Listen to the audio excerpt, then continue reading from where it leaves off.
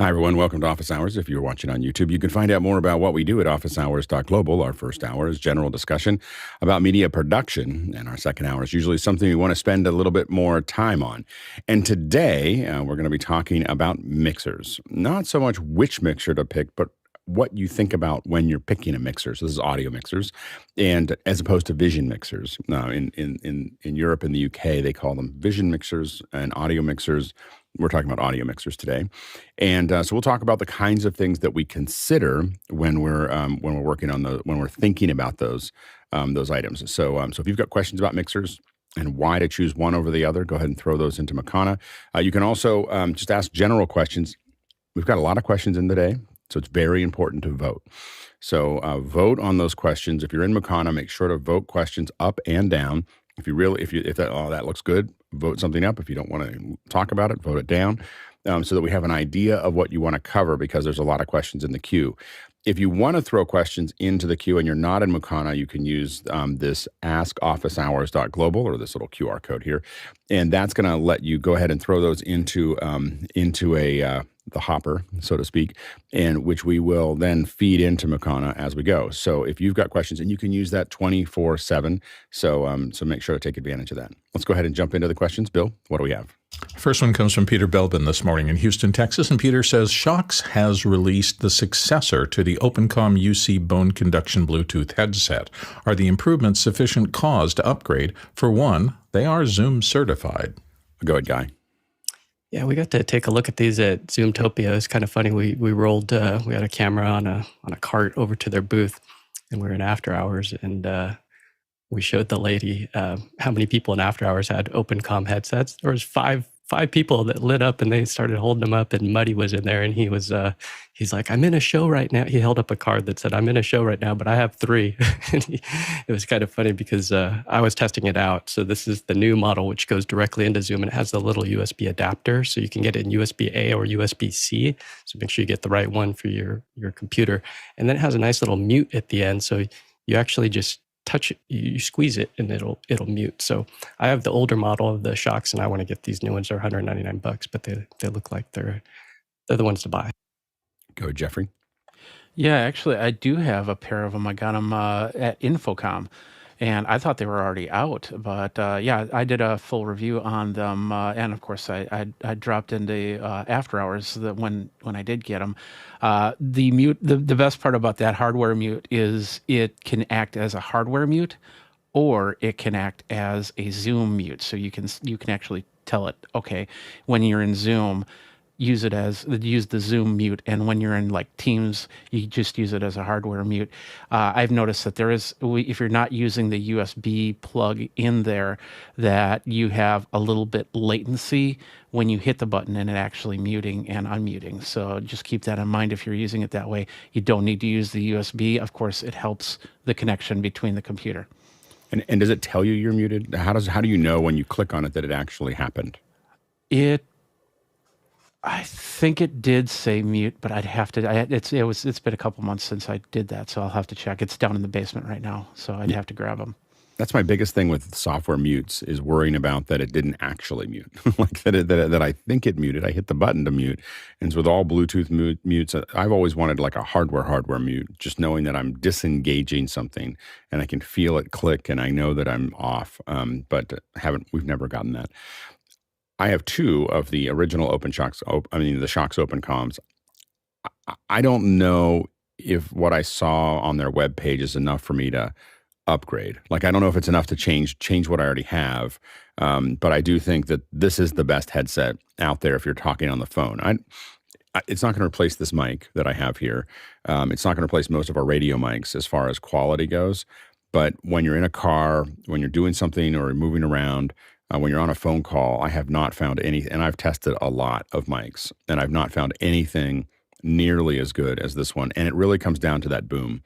The boom coming down is just, it's just physics. It's closer and has some noise cancellation, and it just makes a huge difference. And so I highly recommend these. I mean, if I was going to buy them new, I'd buy the new one, the number 2. As someone who's already owns 2 of them, I don't know if I would necessarily buy a new one for that. And I own 2 because I literally use them all day. Like they're on all the time. So yeah, go ahead, Guy. Yeah, Jeff Woodgren was just up here visiting, and he was showing me the new Poly model. And he's like, oh, and you can flip the boom up and it mutes, or you can press this little thing on the end. And then he pressed it. And I was walking around outside with his iPhone listening to how good they sounded. And he goes, and you can mute just like this. And I said, you're not muted. I can hear you. Yeah, so, yeah, exactly. It's that gotcha. You better test it before you start. And I don't know if it's a real mute or not, but when I flip it back a lot when I'm not talking. And it's mostly just to show other people that I'm not talking on it. Like that it's just there. I don't want to have them feel like I'm talking on the phone while I'm talking to them. So I flip it back. Yeah, go ahead, Jeff. I mean, if you have the separate boom mic, sounds like that's just itching for a switch to be put in line, and then you have your physical switch.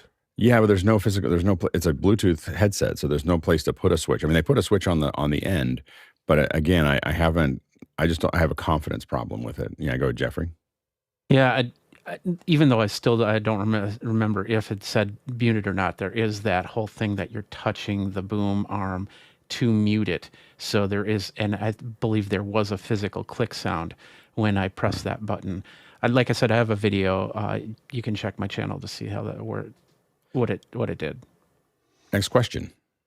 Next one comes from Jeff Cohen in Miami Beach, Florida. And Jeff says, are DaVinci Resolve scripts just for fusion tasks? I want to run a script after rendering audio only, but the option seems to only be available from the video render tab. I don't think that the scripts are supported in the Fairlight page. So I think that the audio, I think that it's just because there's a lot of things still coming together. I wouldn't say that it's only going to be that way, but I don't think that it currently is supported there. There's still a lot of like getting all the bits and pieces. Resolve is this kind of huge Frankenstein of lots of different code bases that have been kind of brought together. And what's interesting is as you look at every update, they get slowly melded together. The features that are over here start showing up over there. That there's, like I have this odd problem actually with the project that you and I work on together, is that I can't find a way to add audio tracks if they don't exist already. Like if there's not a video with an set of audio tracks, like adding them straight out from somewhere there's no drop down to do that. It appears. So I've been looking for that. So those are the little things that are kind of hanging out, because of its video history. And so anyway, so it's interesting to see, where this goes. But I would assume that you'll see more scripting available across the platform. But I do think that I don't see it everywhere right now. Can't go, Jeff. Yeah, and I think nothing shows that or demonstrates that more than when you really look at the keyboard shortcuts. And I mean, they're just different from pane to pane. What works here is totally different here and so on. So hopefully, like you said, they keep bringing that together. It feels like they do it. And the problem that you get into is that you already have keystrokes that are there.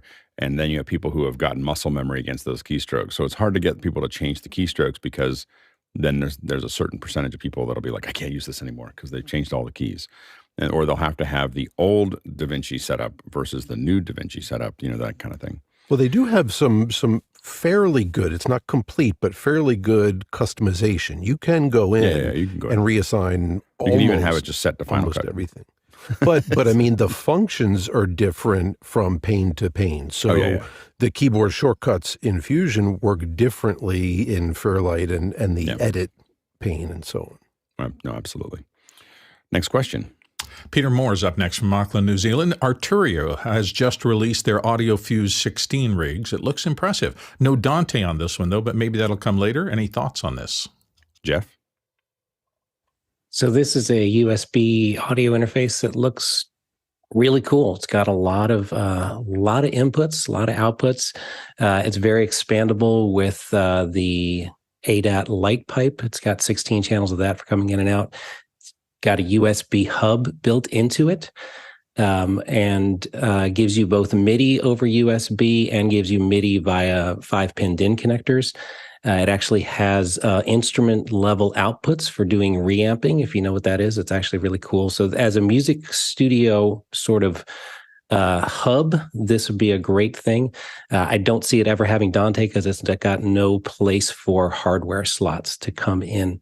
And, this is not the kind of thing that would do any kind of immersive or Atmos mixing without some kind of kludge to add lots of outputs, because it only has 8 monitor plus the stereo. So you don't get enough channels for that. But as a music production hub, it'd be great. Next question. Next one comes from Craig Kadoki in Toronto, Canada. DPA just posted a great guide to shotgun mics that complements their breakdown of interference tubes, since that's a common topic here. They are the very excellent Mic University on the DPA site, and he's got a link there if you want to find it and check it out. Go ahead, Jeff. Oop, Jeff. Oh, we lost Jeff, I think. He's frozen. So, dear. I did take a look at it. It looks great. so I think it's a very impressive website that they've set up. I have to admit that the video person in me looks at all the stuff that they posted there. I didn't see a lot of videos. I saw a lot of explanations, and I was like, wow, I could just take each one of these and turn them into a video and put them on YouTube. Like they're really good. It's really good data, but you really want them to be nice, concise little videos. Go ahead, Guy. Yeah, over the years, I met with a lot of different mic manufacturers being a reseller, and I was always telling them to do this because, you give great education, you show people and let them hear how the different microphones sound. And in this day and age of not wanting to run over to your local music store and try 5 different microphones, it's nice just to go online at 2 a.m. and listen to them and say, okay, I want to buy this one and this one, or try these 2 out, and then go, and order them and pull an Alex and return the one that you don't want. But I did a lot of videos. If you go on our old channel, DVD Store's channel, I did a lot where we would even send white noise around with a big old huge jib, and you could hear what an Omni sounds like. And I went down the whole Sennheiser line of the 8040, 8020, 8050, this 416, and you get to hear them. So I hope other microphone manufacturers are paying attention and do this as well, because DPA is doing a great job.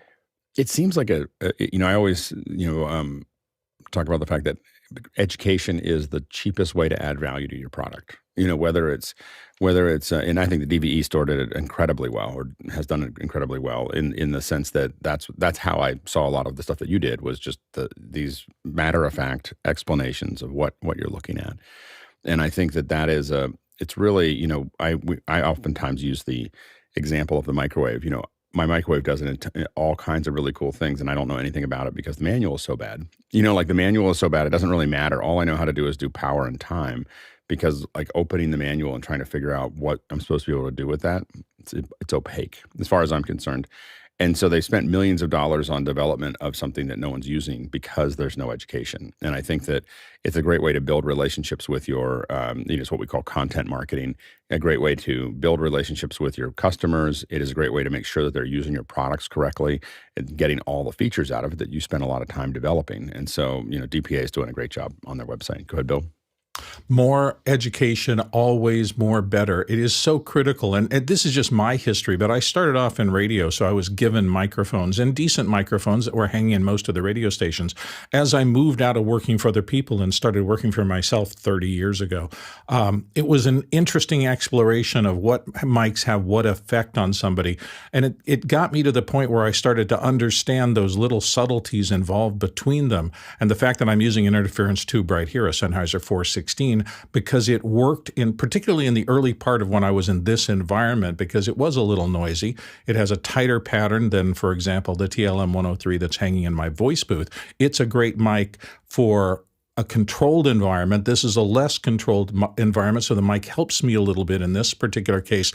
But now we're also in a world where the noise reduction algorithms and things like that are starting to blur those distinctions a little bit. And it was interesting to me.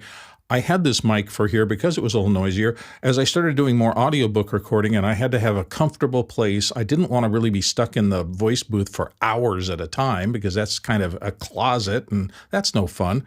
So I combined the TLM-103, which is more sensitive to noise, with a circuit with the Apollo Solo and the C-Suite noise reduction, and I could get more sensitivity while still eliminating the noise. And so I use it in here when I'm doing the audiobook recording, and I use this in here for the show because it is more forgiving. And you get those subtleties of why a particular mic works for a particular purpose. And the only way you really figure that out is never by reading specs or whatever. It's putting the thing in the circumstance you're going to use it in and trying it and see how it works for you with your voice. My wife comes in here, and when we record her in the booth, I switch the 416 in there because it sounds better with her voice as opposed to what it sounds like with mine. So it's these subtleties that are hard to figure out, and you just have to go through the learning process like anything else. Experience, experience, experience. Next question. Next question comes to us from Jeff Francis in Columbia, South Carolina, and here on the panel. iPad Pro, third generation, USB-C to HDMI cable into an ATEM Mini Pro ISO. The image does not fill the 1920 by 1080 input, except when showing keynote presentations. Is this normal behavior? Good, Courtney. Well, I think so. It is normal behavior because when you're showing a keynote presentation, it's generating a separate screen for the output, and then it can use the EDID to format it as a 16 by 9 rather than trying to show a mirrored screen if it comes in, because the aspect ratio, obviously, on that iPad Pro is not the same as 16 by 9 or 9 by 16. It has a strange resolution that is odd. I forget what it is, but it's 2243, some odd number of pixels. And so it tries to put the whole screen on the screen, so it'll black bar fill the areas that are not used, or that it can't fit into 16 by 9. So unless you have software that is telling it to output a different aspect ratio and different pixel count, it will try and fit the whole screen on your ATEM input. Go ahead, Chris. I don't know about the iPad, but I know that on the iPhone in Zoom, you can tell it to, and you have to do it when you're not in a meeting. On the iPhone, you can tell it to be HD, and then all of a sudden it outputs 16 by 9 to fill a screen, whereas otherwise it'll be 4 by 3. There may be a similar feature in the iPad OS. If it's anything like iOS, I would look at that. Next question. Peter Moore, back in from Auckland, New Zealand. Apologies if asked and answered, but has anyone on the panel or in Mukana been to YouTube at the Sphere in Las Vegas? Thoughts? Not yet. I don't think. Bill, John, you haven't been there yet, have you? No. Is it sold out? It's pretty sold out, isn't it? It's not. All the YouTube concerts, I think, are pretty much sold out, except for the really expensive tickets. But that movie's running every day. Yeah. So you can go during the day, but the U2 is hard to get to. It turns out it might have been a good business model. Go ahead, Nigel. Yeah, that movie, I was talking about this just before the show. Someone I follow on YouTube has done that. It's like $90 a person. You go in, you see a bunch of demonstrations and technical, and then you watch the 40-minute movie. And they said it was expensive, but worth the experience. There you go. Next question.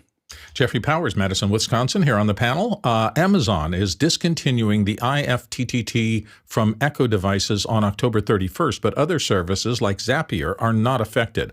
Will this disconnection disrupt workflows, or has everyone already jumped ship from the IFTTT? Go ahead, Nigel.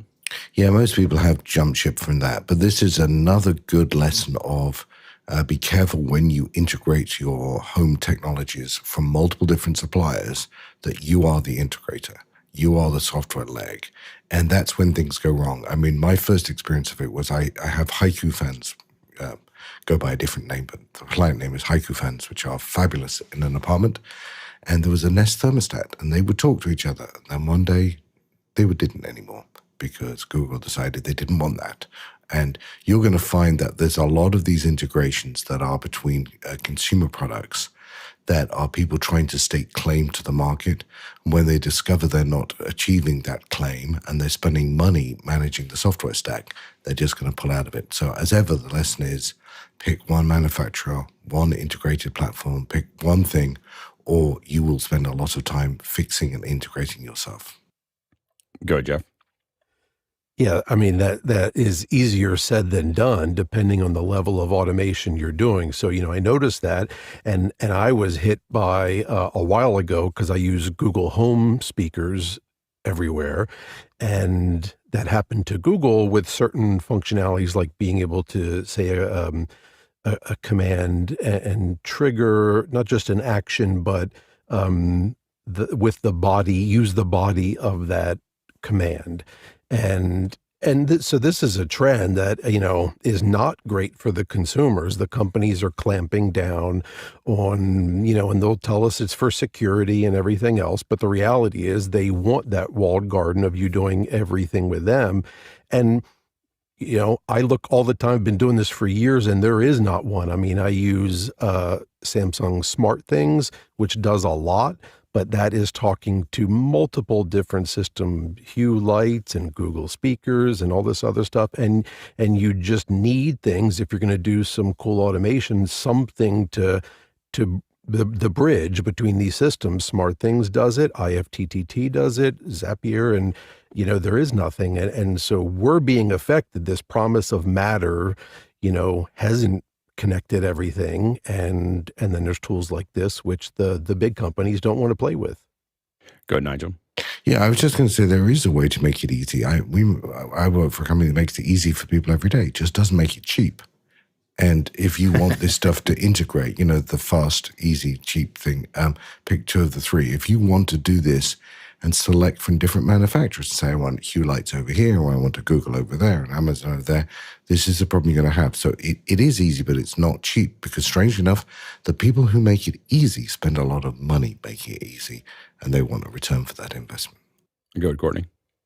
Yeah, I find I don't use anything that uses a smart hub, an independent smart hub. I use everything that interfaces. If it says on the package, works with Alexa or works with Google Home, it generally will work. And when you go to add things to the A-Lady app or the Google Home app, you can add things, and it looks for things in your network, but it has to support those skills. In other words, it has to make contact with a server in China somewhere, or Europe, or you never know where the company that manufactured your AV device that you want to interface with is made and hosts their servers that handle the Wi-Fi remote controls. For example, my Yamaha, I can control my Yamaha over the network with smart speakers, etc. Yamaha AV receiver, or my LED lights, or my just about anything. A lot of switches, sawn-off switches, the ceiling lights, the front porch light. They're all different manufacturers. And you go through the list of skills that are added to the Amazon devices, and the list, you scroll, goes for almost ever. You'd be amazed at the number of manufacturers that interface directly for Wi-Fi control, remote control, interfacing with a voice assistant. So you just have to, and you can't just say, okay, I'll only buy Amazon products. No, that's not going to work, because they don't make half of the stuff that you want to interface with. So you can't limit yourself. You have to be at the mercy of the manufacturers and maintaining that server that responds for requests and handles them and sends them back to your device. But generally it works. Sometimes it doesn't. Sometimes you have to remove that device and then reinstall it again. Just a quick reminder, of course, that you can ask questions throughout the hour. And so anytime you want to ask questions about general questions in the first hour or for the second hour, make sure to tag those. We're going to be talking about mixers here in the second hour. So if you've got questions about how do we choose mixers, that's what you want to make sure to tag that as mixers.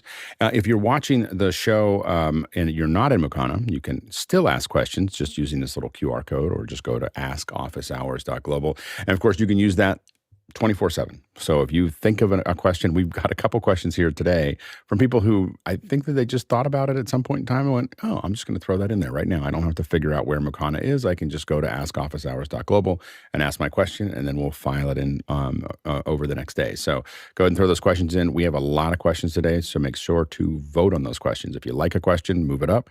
If you don't like the question, move it down. We need you to sort for us a little bit. Next question. Mariella Shushamera in Weeblo, Missouri says, could the recordings of Mr. Fenwick explaining all of his audio tech ways, what he was talking about on the radio from before the show, I guess that was in pre-show last week, be put on YouTube so we can see it? It was 20 to 30 minutes on really great stuff, and we don't want it to be lost. Go ahead, Chris. First of all, no, because that would make me admit that I was taking 30 minutes of pre-show, and Alex doesn't like it when I spend so much time talking about something before the show. You can talk about audio as long as you want. No, that's not going to happen. It's good stuff. It's making me think that maybe it would be worth it to take, a couple of hours and just make a video for that. I don't know if Alex will put it. We can also... we're gonna cut into just something to note. We're gonna be next week. We're gonna be going mostly Q&A as we change the system. So that we're moving our system, and that means we're gonna be testing or reverting or doing something else. But there's a real opportunity in the second hour is to kind of do more lab time. That where we just kind of like we're gonna finish the questions, and then we're gonna go, hey, let's just finally dig into the hardware interface that Chris and I have been talking about, and finally, I'm gonna for the panelists, think about things that you might want to do a lab for, because we may have a little extra time, and we may take 15 or 20 minutes to talk about something in the second hour as an experiment while we figure out the next step for where our hardware is going. So think about that. But I think that instead of doing this as a lab, doing it as a lab that goes to YouTube might be useful next in the next couple of weeks. So stay tuned for that. Next question. Next one comes from Peter Moore in Auckland, New Zealand. Is it possible to disable the SPX graphics Zoom add-ons if using OBS into Zoom and enable it again when you're not? I didn't get to watch the Office Hours SPX episode. Yes, I have it on. I have it installed on my machine. You can turn it on and off as you want. So if you were using it in OBS, you can turn it off, and it'll just be your feed going in. And if you want to, but if you open the app, of course, you can now throw the lower thirds. And so because right now, for instance, I have my ATEM going into it, and I could have, you can see me, I don't know, draw or whatever. You can see this here, like do. So that's coming in from my ATEM. It's a comp there. But if I open up the app here, let's see if I can do this quickly. Now, I don't know if you saw a flip there. I see a flip because I think it's just prepping me to, there you go. You saw that a little bit. So now I've turned it on. So now I can have my little lower thirds pop in, pop out. I can put the QR code up in the top if I want to. There it is. I can, there's additional layers, like I can put in the meeting for today, those types of things. So that's all built in. And then if I want to, let's see here, if I want to go here, I can sit there and just simply close it. And now I'm back to my regular scheduled program. So anyway, there might be a little bit, you saw there's a little bit of a glitch there as you go through it. So I probably wouldn't do it while I was in front of people, but you can get it done to make it actually work. It's pretty cool. Next question. Jack Ruppel is here from Breckenridge, Colorado. I want to film ProRes with my 15-inch Pro Max, iPhone Pro Max, obviously, and composite the archived YouTube videos of the same site. Thoughts? Which lens should I use? Which filter? Should I use ND? I have a small rig cage already. Yeah, we're going to have the general question. It depends. So there's not a specific file millimeter lens that you should be necessarily using because you don't know what the archived footage was. Now, if the archived footage is moving, a lot of times if you put it into a motion tracker, like a real match moving software, it will calculate what the focal length was. Like it'll look at the parallax and it'll say, okay, well, this was moving and this is what the focal length had to be for that to happen. But if it's not moving, if it's a still frame, it may have trouble figuring out what that actually is. And so then what you end up having to do, what we used to do a lot is we would go in there and put boxes in there and try to kind of figure out what the focal length would have to be to create those vanishing points. What you're trying to do is draw vanishing points. So, they're all going to be converging and you want to figure out where those are. It takes a little bit of work to figure out exactly what the focal length is that you need to have there. And then it's just a function of figuring out what the focal length is. Now, of course, Apple is now representing some of those lenses in focal length, so you get a kind of a sense of what those could be. So that might help you, but you're going to it's going to be trial and error and then writing them down. And it's really, the problem is that Apple gives them to you in millimeters, but I don't think it does it on all the in-betweens. So you really have to figure out what the setting is that's going to match those up to get them exactly the same. Go ahead, Courtney. Is there an app? Does anyone make an app for the camera that will take a video and play it back and mix it halfway with your live image from your camera, so you can line up your camera with a pre-recorded image from the same location to line it up? Is there one to match it up? That would be a neat. That would be a neat app. Get busy out there. You can do it with. We got so much stuff here. The Axon Simo will do it. But there's no software that does it, right? That would. What is software? It's software, iOS software, because so the Axon Simo comes with software, and then you can put an overlay and you could change the opacity of it. But you don't need to use the hardware for that. You could just use the software. You need the hardware. Yeah, you need the hardware. It's for like lining up a shot of somebody shoots with a wide, and then somebody's eating a cheeseburger. You want the close up of the hand, and you want to see was the hand, here or here or here. So a lot of times people use that same technique where they'll play back the previous shot so they could line up exactly where that hand was on that burger and make sure it was the right hand and not the left hand or whatever. So yeah, it's a. But it seems like it could be done with a piece of software in the phone, like just saying, "I'm going to show you the video footage or a still." I get that you need the hardware for that for the Simo.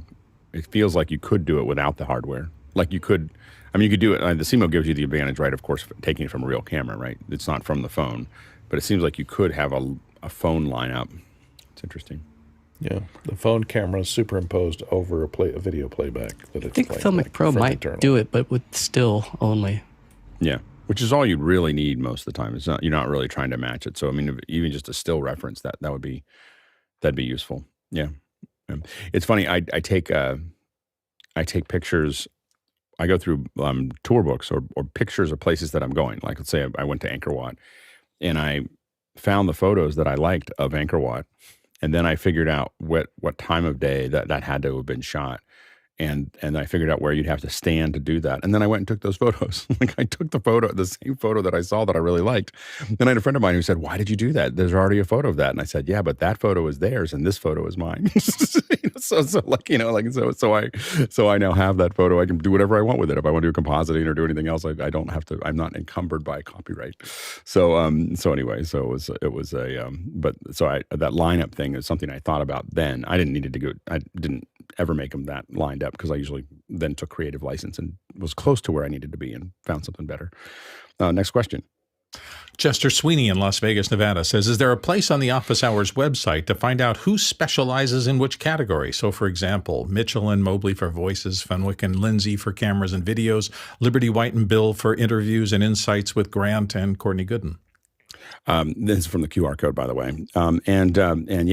There isn't yet. We're working on that. So we're working on a place where the panelists can kind of give us some background information. And then when you see the panel coming up, you can know kind of what questions to ask. So that's something that's in the pot. We're trying to figure out exactly how to execute that, but stay tuned. That is probably somewhere in the not too distant future. Next question. Evan Troxel in Talent, Oregon says, what's the most reliable way to sync mic audio to a camera feed? He's talking about a Lumix GH5, for example, for meetings and streaming. Virtual cable with delay in OBS, somehow in the ATEM Mini ISO or other hardware or software solutions, or just get audio into the camera might be. Go, Jeff. So you don't tell us what mic you're using. I'm going to assume a professional XLR mic that's going into a preamp.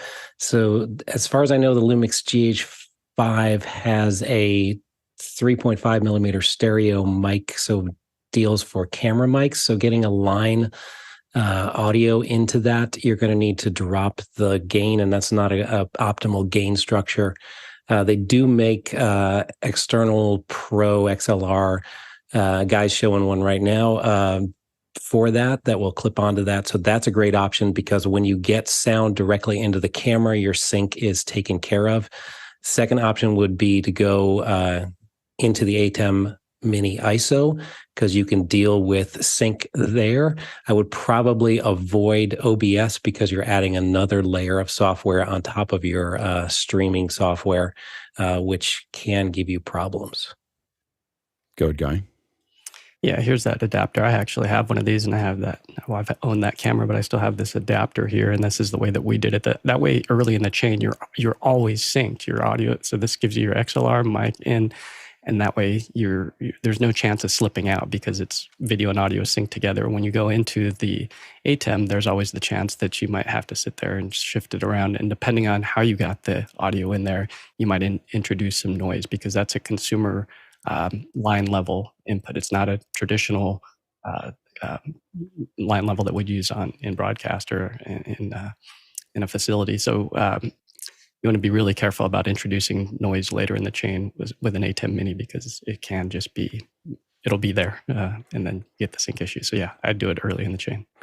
Yeah, you may have some self noise with using the 3.5 millimeter jacks. So that's always the challenge there.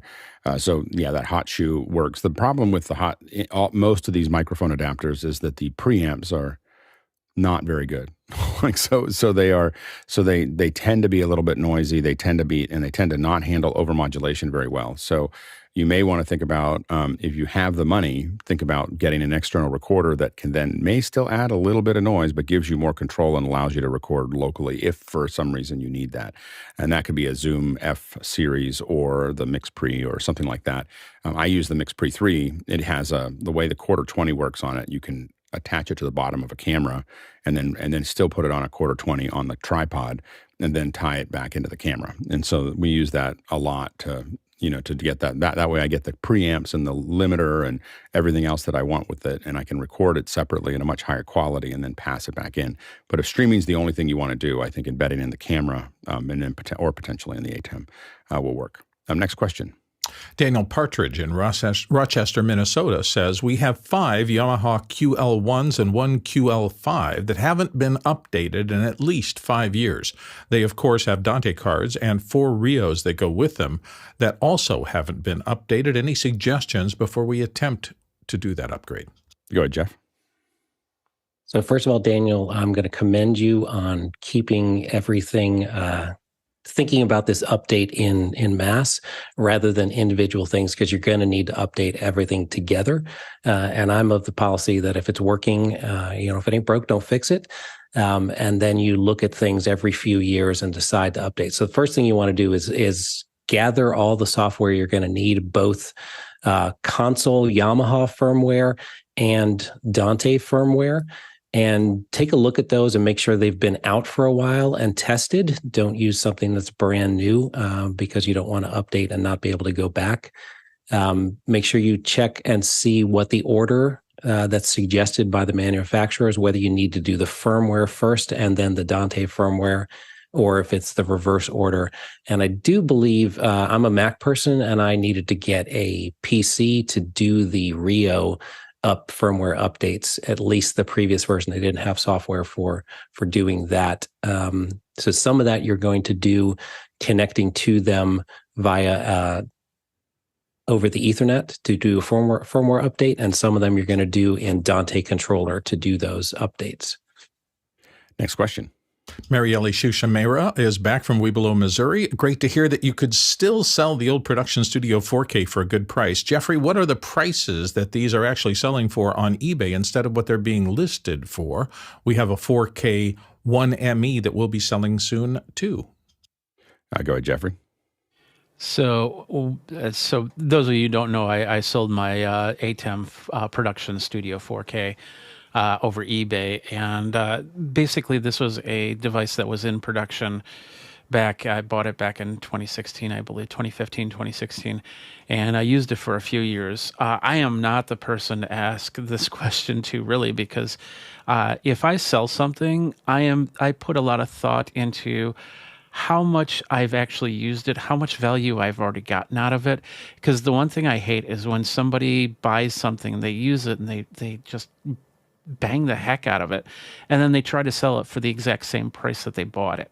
It just doesn't make any sense to me. So my thought was I wanted to get it out of here, and if somebody could use it, which apparently the person that did buy it builds fly kits, and uses the Production Studio 4K for that. So it worked out perfectly in that case.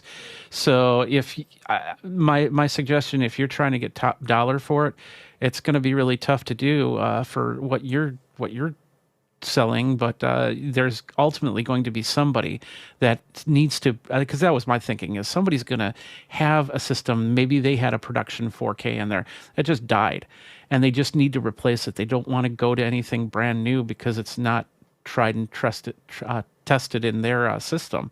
So that's where I wanted to go with it. So I bet you I undersold it, but once again, I made a lot of money off of that Production 4K, so it's not a big deal in my case. Good guy. Yeah, somebody's sold over 100,000 items on eBay at 100% feedback. The trick is to go look at completed listings. So you go on the left side here and down here. So after you do a regular search, you scroll down on the left side and you could click this little button here that says completed items. And then you look in the green for what has actually sold, because sometimes things will be bundled, but it'll give you a realistic price. Because yeah, like Jeffrey said, some stuff will be beat up. But it's also just timing, when does somebody need it? So if you can be patient, you could command top dollar. And so it's just a matter of timing, finding somebody who needs that thing. Like you were saying, if it broke and then they need to replace it, you can get $800 instead of leaving money on the table. So something to look out for is just how fast you want to move it. Next question. Sam Downey in Bristol, England says, do you think Apple will update Logic Pro or the other Pro apps like Final Cut on the October 30th announcements? Me and Alex want them to, as Final Cut Pro lags behind DaVinci Resolve. Good, Jeff. No. But of course, the caveat being no one really knows what they're going to do except for them. But doubtful. I mean, they, as everyone has pointed out, it's a scary fast event. So certainly it's going to be Macs hardware. And I can't remember the last time that they, at least as part of the event, talked about things like Final Cut or some of their other great software, Keynote and Pages and things like that. So, a software update could be slipped into the press release announcements. I mean, that's always certainly possible. Highly doubtful it'll be part of the event. But, also, I think there's no question those are two distinct products. Like Alex mentioned, what's great, but also problematic about DaVinci is that it's a whole bunch of products bundled into one really cool product. These are, even though they talk about the workflow between the two, the audio only is clearly for music. They don't intend for you to really use it except for anything else but music. And then Final Cut does video, and as Bill pointed out, has some cool voiceover modules and things like that. So that's for dialogue with video, and that's the way it's probably going to be for the foreseeable future. Yeah, go, Bill. Just don't mess anything up, please. I've got so much work and I'm making so much money off of Final Cut. And yeah, oddly, I am doing all my audiobook work in it, and it's been brilliant for that. So right now I have this stable thing that does every video project I could possibly want smoothly and about in maybe the third of the time I used to spend doing them. And in audio, it's been brilliant for the kind of work that I need to do. I absolutely understand that other people will need to do other things, and that maybe a tool like DaVinci or something else is better if they're going to do heavy color grading or something. That's all fine. But right now, it's a stable, brilliant system, and just don't mess it up for me, please. Good. Yep, go, Courtney. Yeah, I think the only reason for them to change the software platforms like Final Cut or any of their Logic Pro, their software products, is if there's a change in the hardware that would demand it, like when they went from PowerPC to Intel, or when they went from Intel to ARM and their own chipsets. We don't know what the M3 will be, but the rumor is it's just kind of an incremental upgrade. They may add more cache, they may add more cores, they may add more processing power on the GPU, onboard GPUs. The one difference, the one fly in the ointment might be they might add some neural networking cores. Apple has been very silent on using on AI, and all the other chip manufacturers are now adding these neural cores into their primary one-chip computers and their laptop chipsets. And the Snapdragon, we saw yesterday, added a bunch of neural cores and onboard neural network processing. So if it does that, and the software products can take advantage of it, like Final Cut could do a lot of the things that Adobe was announcing with generative AI, then they might have a reason to announce them. But this particular announcement on the 31st was so haphazardly launched that I don't think it's going to be anything earth-shaking. Go ahead, Chris. I don't know that Apple does a whole lot that's haphazard, but history is the best way of predicting what's coming up. The scary fast thing is not going to be software.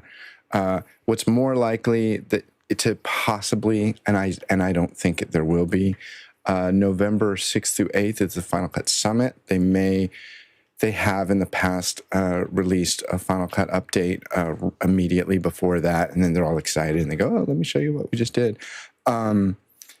And I will say that based on your AI comment, I just read this thing on Mac Rumors the other day that said that Apple is spending, I can't remember what the number was, John. It's like billions, predicted to spend billions buying AI servers, AI processing.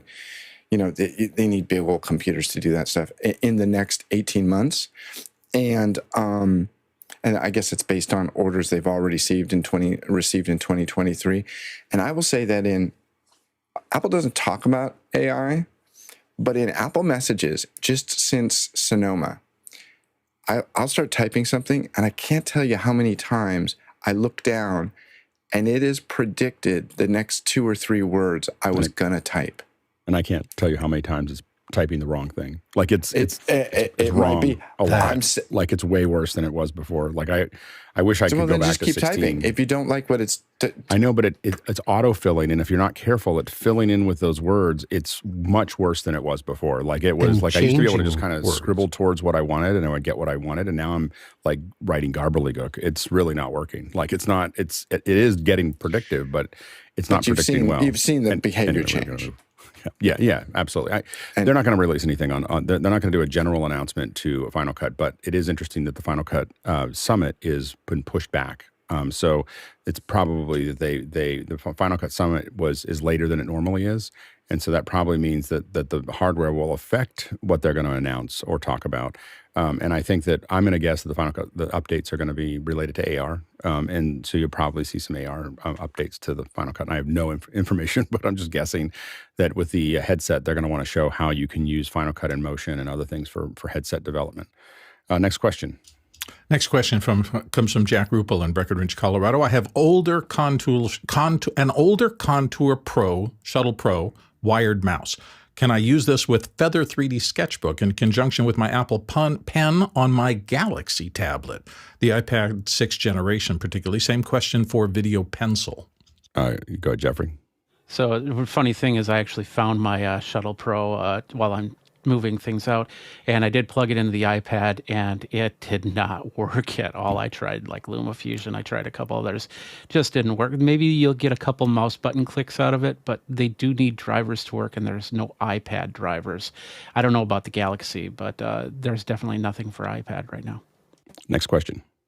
Ronnie Hossoway in Tromsø, Norway. This is interesting. Organizing 1 million adapters, mics, mixers, cameras, lenses, filters, stands, trusses, speakers, and the list goes on and on forever. Shelves, boxes, hooks, flight cases, racks, pallets, and trucks. How do I manage all of this from a practical point of view? Go ahead, Jeff.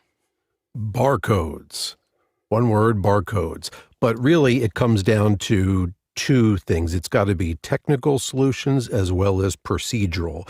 All of the best technology in the world fails if people aren't following procedures. So you have to have a place for everything, racks. And if you watch some of the videos of Amazon, for instance, how they deal with their warehouse now you could put some robots in that do what, and the new humanoid robot bits or whatever it's called. But in other words, just have a place for everything, racks and bins, just like they do. And then grocery stores have figured out barcodes work really well.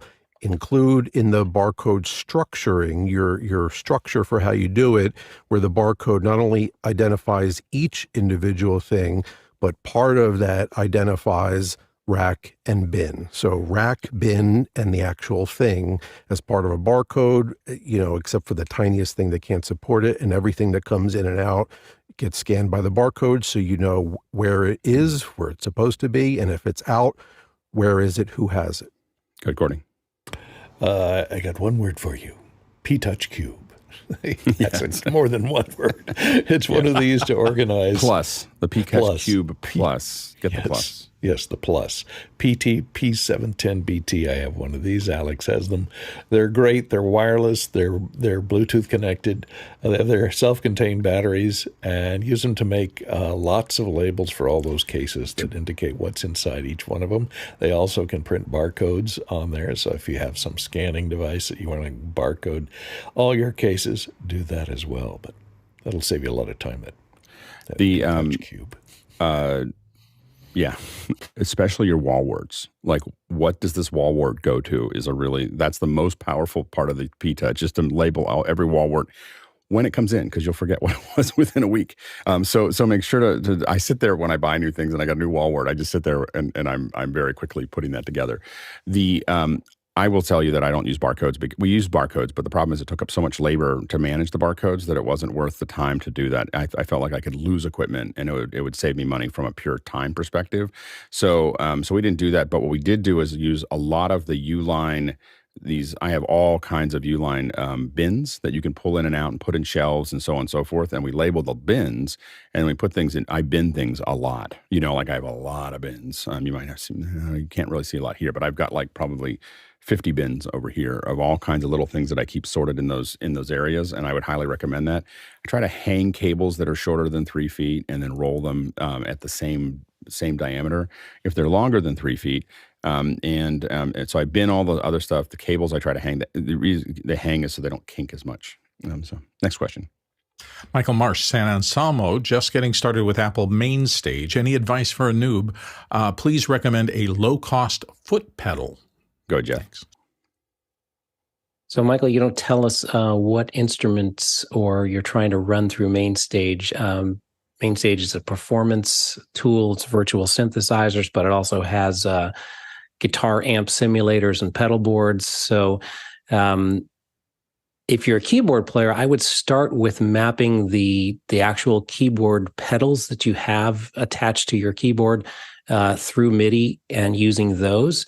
If you have any kinds of these, so there's two primary types of pedals. There's just a switch on or off, and then there's something that's variable, an expression pedal.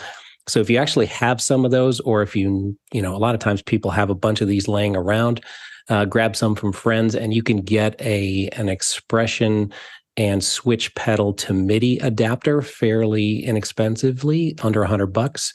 And then you could go into sort of Bluetooth pedals. iRig has one, but now you're getting up to $100. Behringer kind of has the mother of all footboard pedals that has like a dozen switches and 2 expression pedals. And I think that starts about 160 US MIDI device. And you're also going to need a MIDI interface to get that into Main Stage, but I assume you have that. Next question. Next one comes to us from the QR code from David Brady in New York. Apple Vision Pro is kind of pricey. In order for the tech to become ubiquitous, what is the price and or tipping point? Go, Jeff. It's clearly intended to be a device. It supports hardware keyboards. So I would look at a minimum, the Max Pro pricing for the iPhones, the newest iPads, somewhere in that ballpark. And that's eventually. I mean, they are very intentionally keeping it at a high price point now to get developers and bleeding edge folks. They don't want lots of people ordering it just yet, but I think ultimately that's the price point. Yeah, I think that it'll go down. You'll probably see the current one become less expensive a year or two from now, and then another one will be about the same price or higher. In fact, they'll probably go up a little bit on those. And they'll sell as many as they can make. The making them is hard, so but they'll sell as many as they can make probably for the next 5 years. So I don't think that they're worried too much about the demand. Because the demand's going to far outstrip their ability to produce them. So I think that's, so I think they'll keep them at the same price until they get to a point where they can reach equilibrium. But I think that's probably 3 to 5 years away. Next question. Chester Sweeney in Las Vegas, Nevada. Before the smartwatches came to market, what were everyone's watch of choice? Go ahead, Jeffrey. My phone. Actually, I got rid of watches before this first smartphone, but then before that I was using a Timex Ironman watch. Go ahead, Bill.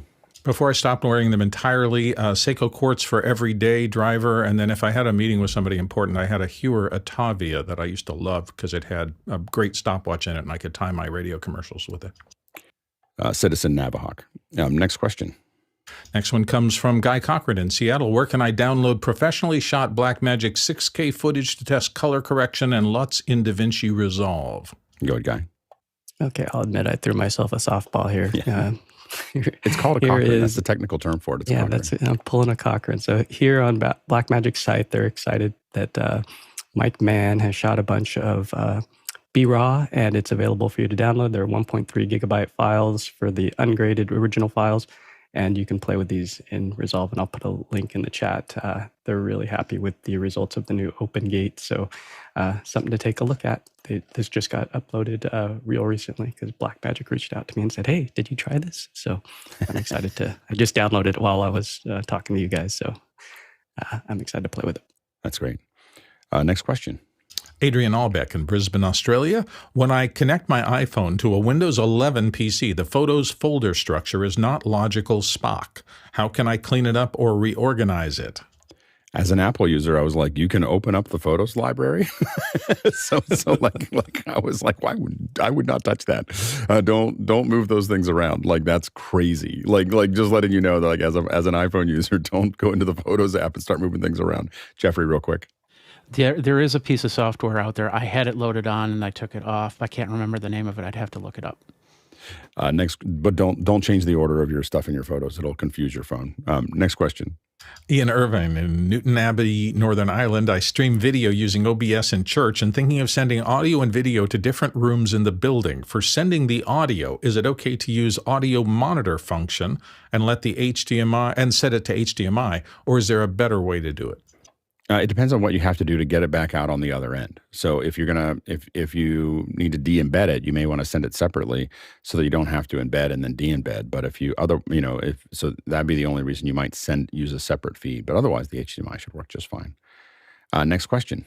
Jack Ruppel in Breckenridge, Colorado. Can I run Feather 3D Sketchbook on the Remarkable 2 e-reader? No. It's a completely different OS. You won't be able to do that. I was just talking to someone about it. I really want the Remarkable, but I just don't know if I would use it. Like, I look at it and I go, this looks so cool. And then no. Next question. Douglas Carmichael says, Fourier Audio has announced the Transform Engine, which is a dedicated Dante-connected box that can run any Windows VST3 plugin live. Is this the nail in the coffin for Wave's sound grid? You know, we always say nail in the coffin, but rarely does it turn out to be nails in the coffin. So probably not. Next question. Douglas Carmichael, 41 states. Whoops, is that the right one? Yeah. 41 states are suing Meta for allegedly addicting kids. Could this change how brands use social media? And he's got a link there to the lawsuit file. We have 1 minute, so be quick. Go ahead, Jeffrey. I hope so. And it's not just Meta, that it's TikTok, you have Instagram, all of them are the same way. Go ahead, Courtney. Yeah, they've been suing advertisers for years. This probably isn't any different than those lawsuits for addicting children to playtime things from television. Yeah, go ahead, Jeff. And the answer is no. As long as it remains legal and profitable, they'll keep doing that thing until it's not legal or not profitable. I don't really know how you regulate this. I think that's the problem that I have, is I just don't understand what it would look like. Quick announcement. We're going to be talking about mixers in just a second. By the way, if you haven't seen it, maybe we'll talk about it somewhere in the future. DJI, while we were sleeping, released the Osmo Pocket 3 with a 1-inch sensor and the ability to be a webcam.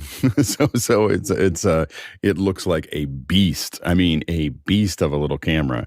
My Pocket is catching fire during the show. I'm trying to put it off, but I may have to buy one to take a look at it. But it just looks amazing. 1 inch, but it looks like this could be our first 1-inch webcam with a PTZ and everything else, and so looks really interesting. So we'll see how that goes, but we may have to get one to see how that looks.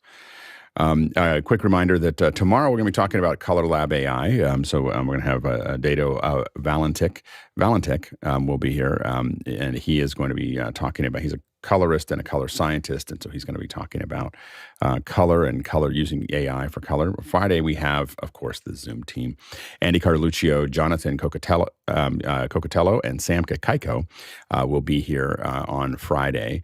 And they'll be talking about how they did that incredible Zoom presentation during the keynote. So there was Unreal Engine. They had all these people floating around on little windows. So it was very, very impressive. And so that was so they're going to talk a little bit about that and break it down for you. So definitely come in on Friday. That's going to be a great one. And that'll actually be the last third external guest for a little while. We're making a transition over the weekend. We're moving our hardware, and that might take a little while for us to sort out. So we're just letting you know that we'll probably do Q&A all of next week. So think of all the questions you ever wanted to ask, because next week is going to be a great week to do that. And we'll probably take more time on the questions. Maybe we'll decide that this is the way we want to do the shows forever. So we'll see. We'll see how it goes. So mostly Q&A next week. So stay tuned for that. Let's go ahead and jump into the second hour. Welcome back to the second hour. And we're going to be talking about mixers here. We'll start with a roundtable discussion. So for the panelists, if you want to talk about how you think about approaching mixers, go ahead and raise your hand in the back end.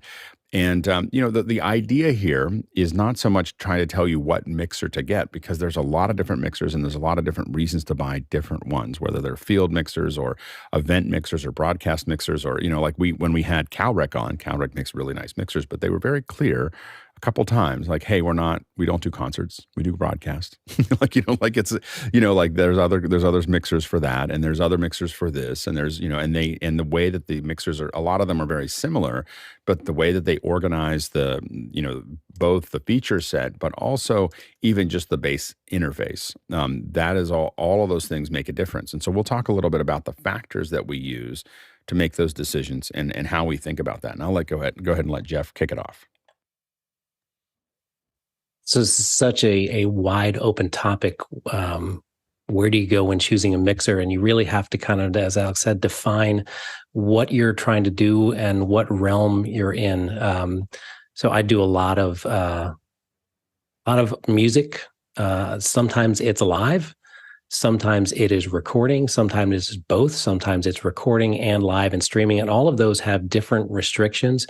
Some of the things I think about with a mixer is just channel count. How many audio channels do I need to deal with? And sometimes you're dealing with, one or two voices, and sometimes you're dealing with, 30 plus microphones. And do you need each of those channels to be fully featured, meaning it has a mic preamp and it has all the processing that you may need, EQ and dynamics? Or can you deal with some that are just going to be sort of a stereo playback channel that you need sometimes, and it really doesn't need to have all of those features? And then what do you need? And so we probably can go down this list of various things and kind of talk about each one. So maybe let's start with mic preamps as probably a good place to start. Are you dealing with microphones? That's the first question. If you're not dealing with microphones, that kicks out the question. You don't need to worry about the quality of the mic preamps. And so each mixer is going to have some number of mic preamps, and the question is, are they going to be the quality that you desire? So you may be fine getting by with a small little Mackie analog mixer, which has surprisingly decent preamps once they went to the VLZ. Or do you need, 40 channels of Neve preamps in your mixer? So that's a good question to start with, is how many inputs do you need, and do you need quality mic preamps? But before that, probably even just like generally, what is it you're trying to do? Is this broadcast? Is this recording for post-production? Is this the mix during post-production?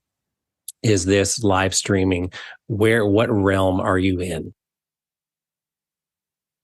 Yeah. And, I think that a lot of times there's a lot of practical things that we look at that as Jeff said, because you can actually get mixers without any preamps, which is these Dante mixers, so there's a Midas 32, I think or Midas has one that is like just a core, or it used to be Behringer used to have one that was a core, and it was just Dante in or Dante out, or their own thing, and it just had a full X32 rack in it. I mean, all the features in it, but it just didn't have any way to get in. You'd have to send something to it to make that actually work. Other things that I think about a lot when we're thinking about mixers.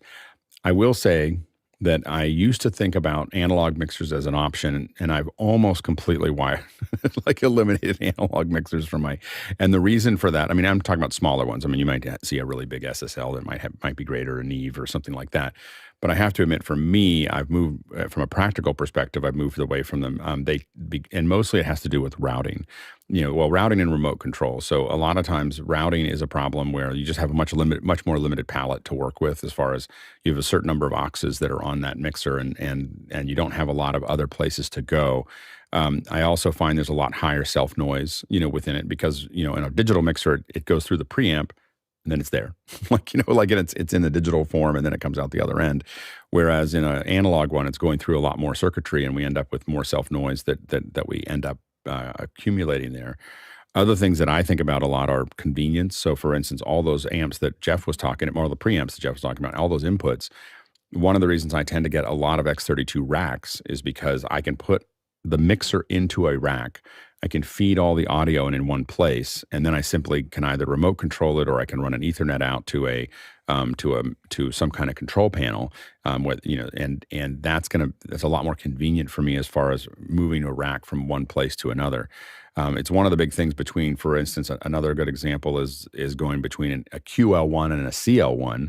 The CL1 is slightly, organized a little bit more towards the center, but it also doesn't have it has almost no IO on the back, or any IO on the back. And so the QL1 is going to have all that IO. So if you need that IO to be local to it, and you're not, the CL is really designed that you're going to have a RUio or something else that's going to be somewhere else that's going to deliver all of those things as a stage box.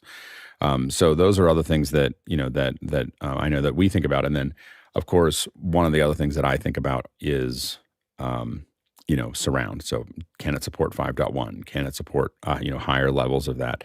And there's not many that can. So you start getting very quickly into, that starts to limit what you can and can't do with those mixers. Yeah, go ahead, Jeff.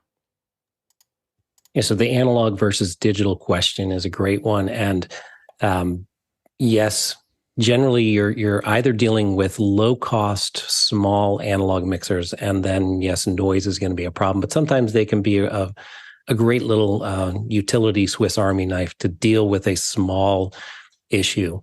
And then you get into the very high-end analog mixers, which is huge budget. And one of the things that's gone into those, besides really top-quality analog circuitry, is some kind of ability of control that is just easy and ubiquitous in digital mixers, to have instant snapshot recall of every function of the console. That becomes really difficult to do in quality analog circuitry. So that's where I think why you and I are choosing digital consoles, because you can set snapshots, scenes, whatever the particular console calls them. But it's very easy to let a mixer switch from one job to another, or even one portion of a job to another. If you've got 3 bands, you can sound check each band, you can save all those settings, and recall them instantly, every setting on that entire mixer. And also you can save all those for later. So if you're coming back to the same kind of job, that routing, all those parameters in the mixer are saved and easily recallable. So that's where one of the places where digital can really excel. Second thing is you're talking about moving that IO close to the source. So if you get your analog to digital conversion as close as possible to the source. So if you're going from microphone through a short microphone cable to a mic preamp and immediately into an AD converter, now it's bits. And we do a much better job because we've separated the information, the audio, from the quality of the transmission. As long as we get the bits there, all the quality is there. Whereas an analog snake is heavy, and we can have problems running long distances. So digital allows us the ability to run long distances, and also we can split. We can we can send things to multiple places infinitely. So that routing becomes really, really easy, flexible, and most importantly, doesn't degrade our signal. Yeah, when it comes to scenes, one of the things that we did early on, we were shooting with Ozos, and we had a multiple camera shoot of a band. This was at NEB out in the parking lot, and the band was playing. And we realized, every time we switch to a different camera, the surround mix needs to change because you're now standing in a different position than you were before. And so we were able to build scenes within the QL5. So we had surround scenes for every position. And then we tied it in via GPIO from the switcher. So when the switcher cut, it would actually fade from one scene to another to reorient your surround as it worked, and it worked perfectly. But that's the kind of thing that an analog board will not be able to do anytime soon. And so being able to do that, and again, for one of the things that we look at is the first time we ran a lot of rooms, we used to do conferences. Pixel Core used to do a lot of conferences, and we would do 12 rooms, 18 rooms of the web streams all at one time. And one of the challenges we had is that we have, the audio engineers that are supplied to us at a large facility by, and there's not 18 great A1s, that are available in San Francisco. There's about 4, and so what you end up with, Chris is like, maybe 4. So anyway, there's really 2, and so the thing is that, and we know who they are, and we know that they're booked like 6 months ahead of time for a major event. And so, as a must have. And so we would end up with folks that just didn't have as much experience. And at first we thought, we'll just put little analog boards in. But the problem was, we couldn't see them. We couldn't see the boards. We couldn't see what they were doing. And so we were getting feedback, and then we're going over there and talking to them over comms and da-da-da-da. What we found way easier is to just have all of them be, I think in our case, they're Midas 32s, but we just had all of these Behringer boards that are Behringer mixers that were in all of them, but they all came back, and we had a laptop that basically, we had 6 laptops that could jump to any, each one of them had 2 or 3 rooms in them. And we could listen to them, and Brian Maddox could simply just jump into the room that isn't making sense and move the sliders, and we could be on the comms and just telling the audio engineer, "I need you to pick your hands up and don't put them back down again." Just lift your hands up and don't move that slider again. And we'd have things where they'd move it up and we move it down. They move it up and we move it down, and that gets back into motorized sliders. That's something that's really important to me when I'm doing a digital board. Is I look for motorized sliders. If you have a controller that doesn't have motorized sliders, you just don't know where it's, you don't know where it is. So think about those there. The ability to do some kind of digital connection, most of the time for a large mixer or a larger mixer, when I say larger mixer, like more than $600, I'm expecting a Dante card. I expect to be able to put a card in, and I expect to be able to put a Dante card in to make that, to connect it to the rest of the network. Now it's alternate, right? Is the Behringer version of this. Most of the mixers have their own version, which is mostly like, hey, we can give you a network connection without paying Dante. So like paying for Dante. And so alternate, I think, is the one that Behringer uses. And we've used those a little bit at times as well. But those are things that are important to us. Again, also think about portability, whether, like the XR18 is a great little mixer that you can take, that's easy to pack, it's easy to move, it's easy to do things with. It doesn't have all the things that we need, but it does have it's a great Swiss Army knife to connect a bunch of stuff together. The only thing that bothers me about that is the way it does delay. It's an FX channel instead of in the input. I don't know why that bothers me so much. It just feels wrong. Like it just feels, every time I turn it on, it does the same thing. It just drives me crazy that the interface is set up that way.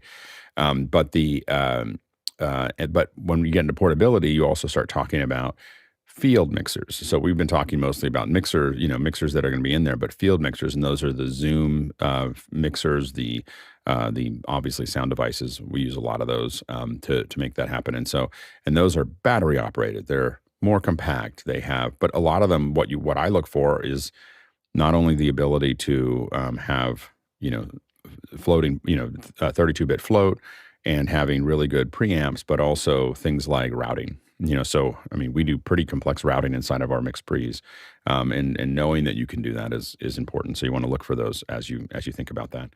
Yeah, go ahead, Jeff. And I can't overemphasize how great presets are. In other words, as Jeff described, just being able to get your configuration just the way you want it, and then hit save. And now you have that.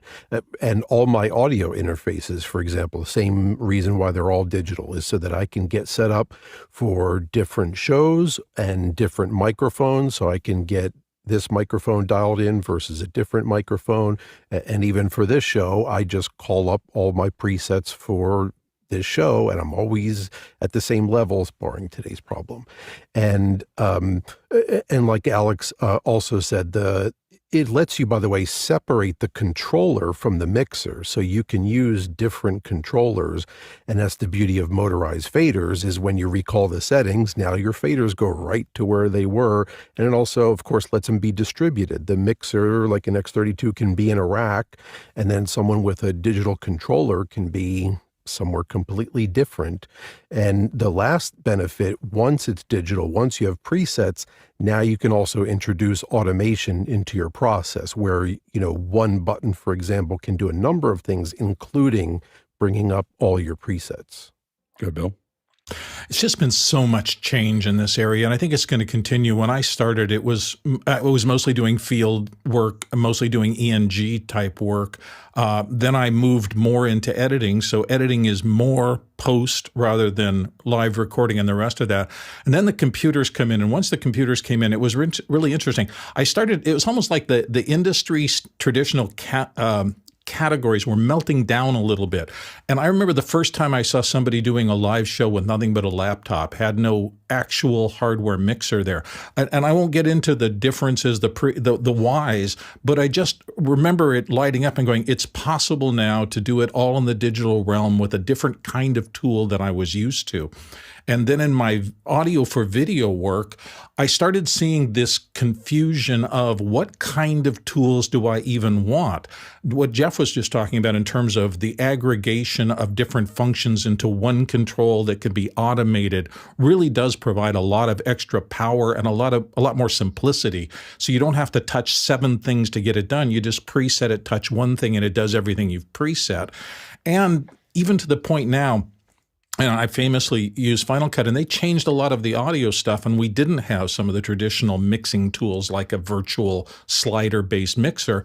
And we had to start thinking in terms of these new concepts like rolls and like compound clips to perform some of those same functions.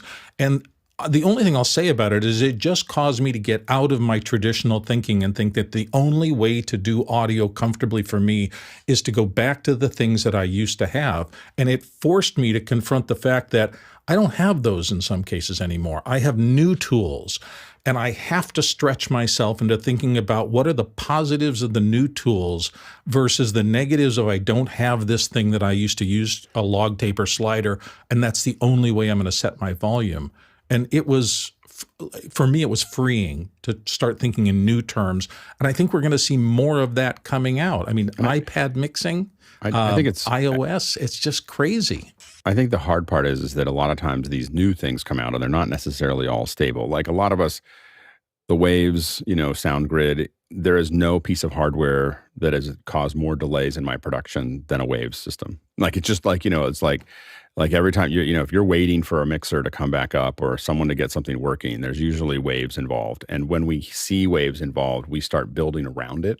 Like we get somebody who says, oh, they've got a Wave system, and we're like, okay, well, we're gonna, we're gonna start building, assuming that that actually isn't gonna work for live, because our thing is that like it has to work, and we have a certain time frame, and we've had ones where we literally routed around the house, to just get the show done. And we took over. We said, just give us your speakers and we'll plug them into our system and call it a day. Like it was just, and we, and we just went back to our Q01 and it worked. And so I think that one of the problems with a lot of the new stuff is that you end up with software-based mixers. Like everything else, software-based is really powerful when it's really powerful, but it can often ask a computer to do more than it's prepared to do. Like it doesn't know what it's sitting on top of. And the advantage of FPGAs and other things like that is they can do what they can do, and then they can't do any more. Like and they build the spec below that, so it's limiting in the sense that you can't do that. Oh, I can't do this cool thing I could do with my software, but it also means that you can't ask the software to do more than the hardware to do more than it can actually execute. Go ahead, Jeff.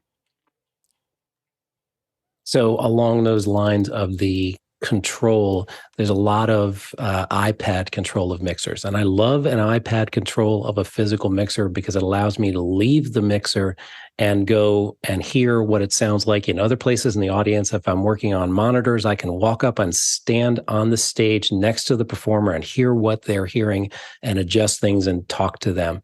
But a mixer like the Behringer XR18, which is an amazing box that has a lot of functionality in it, but there's no controls on the box itself. You are exclusively tied to some kind of computer or iOS control. And boy, the panic that sets in when you're in the middle of a show and you lose connection to your mixer. Audio is a thing where if something starts to feed back, you need to be able to get to that control and adjust it quickly. So having that, now this goes into not just iPad controlled, but controlling mixers through the internet, where you're remote controlling something, you still need someone physically there. And I'm a big fan of having an actual control surface. I understand the control surface is just doing the same thing that the iPad's doing, but at least it's always hardware that's dedicated to it. Second thing, you mentioned delay, and I think delay is one of those functions that is vastly overlooked in the capabilities of mixers. And I'm not talking about the creative musical, creative effects, hello, hello, hello, not that kind of delay. I'm talking about just moving something back in time.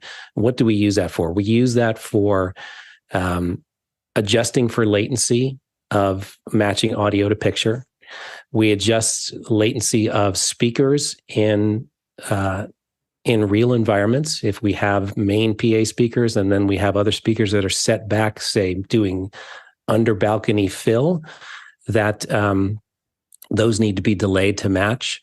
We will do delay on monitors. I'm saying, so if you're a front of house mixer and you have some speakers near you or even your headphones, you're 75 feet from the stage, so you're hearing audio late. It comes to you because sound propagates about a foot a millisecond is a good rule of thumb. So you're going to need some delay on your headphones, or what you're going to hear out of the headphones is out of time with what you're hearing from the stage. Hopefully your headphones are really isolating, but not all headphones isolate. So delay in the monitor section of a console, the cue, the solo function of the console. So all those things, I love having outputs. The actual outputs, every single output has a trim, a level control, and a delay control. That's great functionality that people don't look at. And, it's not one of the major features that sells the console, but boy, it sure is useful. Go ahead, Courtney.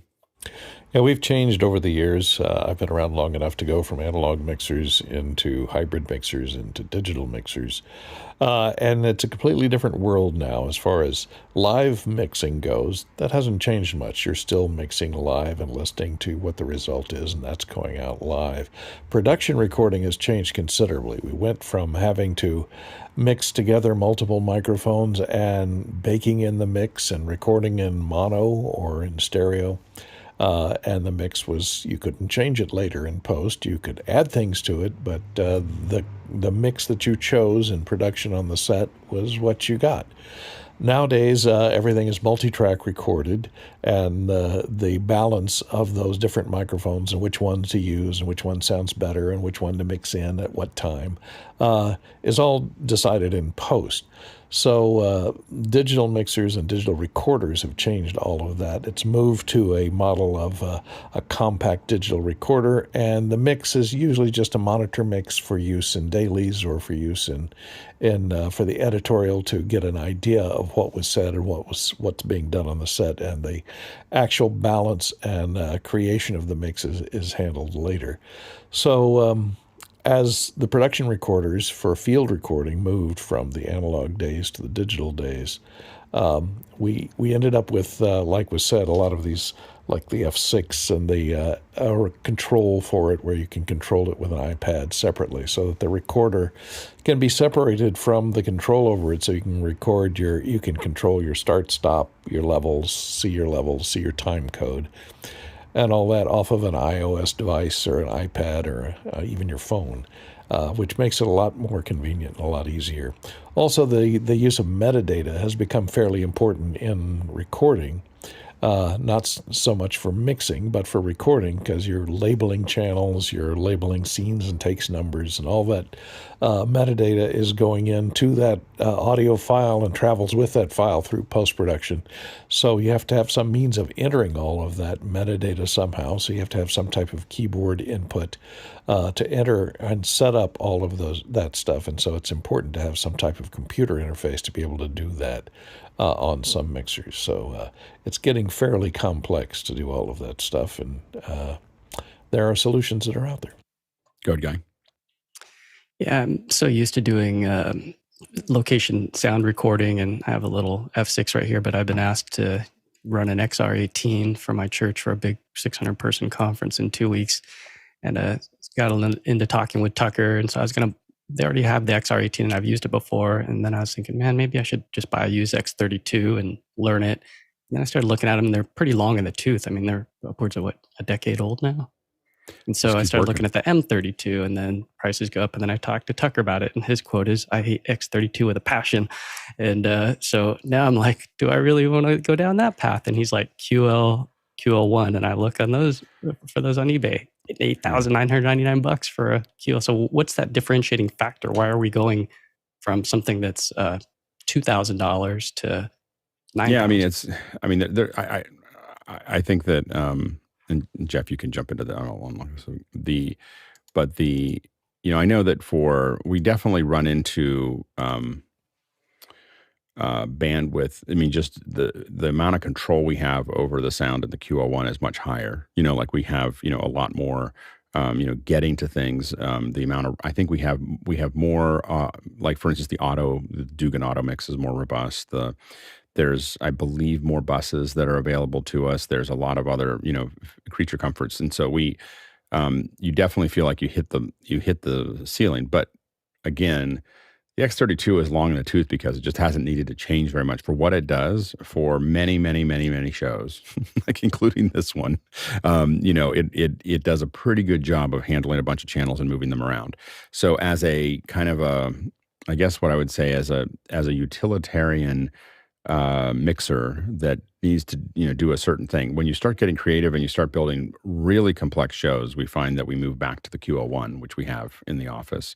We wouldn't do some of our major shows with that, and part of that is also because I don't buy any X32s with I don't even remember, I can barely remember what the X32 looks like with faders, because all we buy is the rack, so we don't. So some of my limitations to it are admittedly, but we've run a lot of shows on X32s of different size. We did get some of the larger ones in the past, and there's other ones that we've gotten in, that we've used. We've used them in all different sizes. And again, I think from a utilitarian purpose, if the show doesn't get too complex, they're useful and they're cost effective.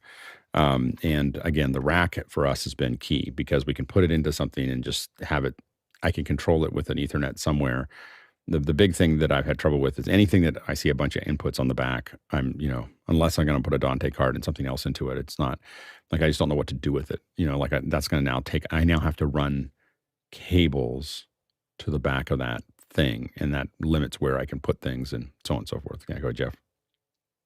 So you primarily use the X32 rack. So you're missing out, thankfully, on the X32 physical hardware, which Guy, it's cheap. You will see a huge difference. I've had experiences where buttons stick. You have to kind of pound on a button to get it to free up and get it to switch. So yeah, the physical hardware, and especially if you get a used one or you see it's long in the tooth, you'll begin to experience more and more problems with the automated faders, with the switches on it. So that's a thing. Just talking about functionality, you're looking at the kind of the biggest thing Behringer makes as opposed to one of the smaller ones that Yamaha makes. So Yamaha there has a lot of infrastructure beyond that. So the CL and the QL series, they talk to the RUio racks, and that speaks directly with that. So Dante is not native to Behringer. It's a great add-on. Also, there's a great partnership between Shure Wireless and Yamaha. So if you're using any of the Shure wireless, they connect right in Dante, and all of the wireless information comes up on there. So you can actually see your battery life and your RF indication, all those kinds of things directly on the screen. And you can map a lot of that. You can actually do, if you're using a completely Yamaha RUio and CLQL system, and sure, you never need to go into Dante controller. You can do all your mapping right from the console.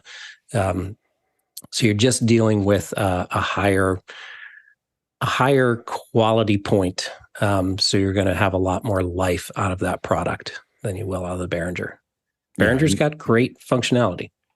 Yeah, and again, as a basic functionality, and again, I will say that the mixer interface itself was crap. It was not good. Sorry, I almost said it. But it was just not very good. The racks are what we really kind of aligned around, because we didn't need to have, what we use them for. In fact, oftentimes we've used the X32 rack as a stage box for the QL1, it's just sending everything over Dante, and to and from the stage. So it's actually a cheaper stage box than the RUIOs. So next question. Peter Moore, Auckland, New Zealand, is up first here in this discussion. The panel et al. Has always recommended the X32 mixer. Yamaha has recently released the DM3, 2 models of that, one with Dante. Thoughts there? I think for a lot of people, the DM3, it looks like a really great mixer. Go ahead, Jeff. So I pulled up the spec sheet on the DM3, which Yamaha advertises as a 22-channel mixing console. So this is one thing that I think we talk about. The very first thing is, how many channels do you need? If we look at that and we look down here, we see that that's 16 mono, 1 stereo, and 2 FX returns. So that is a limitation in your number of channels right there. I'm assuming those 2 FX returns are internal effects, which is great. The question is, could you route, if you're not using the internal effects, could you route some additional stereo inputs there to actually utilize 22 inputs? It has 16 mic line inputs right on the back, which is lovely. And 4 of those support 1/4-inch inputs in the combo jacks.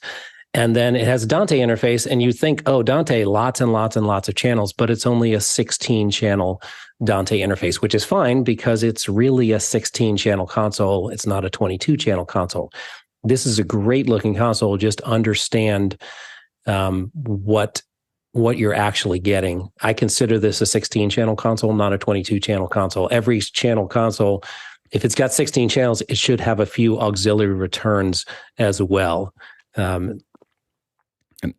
And I would say as a gig mixer, it's probably the best one out there. Like as a small stage mixer that you're gonna, you don't have a ton of instruments, you don't have a ton of inputs, you have and you're doing that thing. It's probably, I think that's what they were aiming at, is really the high end of that, kind of small band mixing process, and I think they nailed it in that area. Next question. Ronny Hofsoy of Tromsø, Norway, says, should Office Hours Global take the initiative to list and compare most of the important features of popular sound mixers from our collective perspective? This could assist many viewers in selecting the right one. Ronny, I nominate you as the when someone says, should you do this?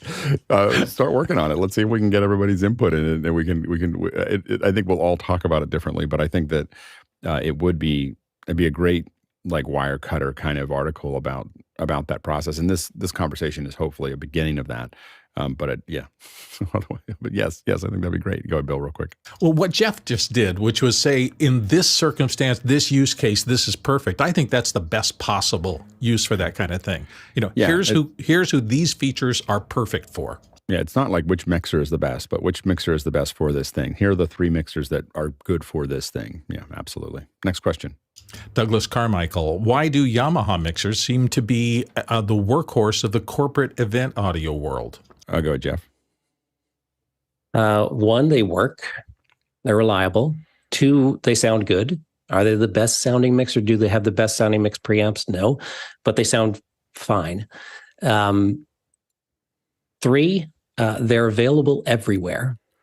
Every rental company in every town has Yamaha mixers of all different lines. They're installed in a million venues. If a venue's putting in a mixing board, it's probably going to be a Yamaha. 5 mixers know them. Every audio mixer, whether they like them or not, knows their way around the Yamaha line. And learning one Yamaha, you learned the LS9 20 years ago, you can move to the M7 CL, which is the worst design of console ever. I hate the double layers of faders on the M7. Thankfully, it's gone. But it's very easy to move to the QL, to the CL, to the DM now. Their low-end Yamaha, the TF series, I don't think gets enough love. It's the low end. It's volunteer friendly if you want for churches and houses of worship, but they're great little mixers. The TF5 is 32 faders and has 40-ish inputs. You could put a Dante card in it. There's a TF rack that will give the XR32 rack a run for its money. So Yamaha's got a whole line, and the skills on one Yamaha transfer to another Yamaha.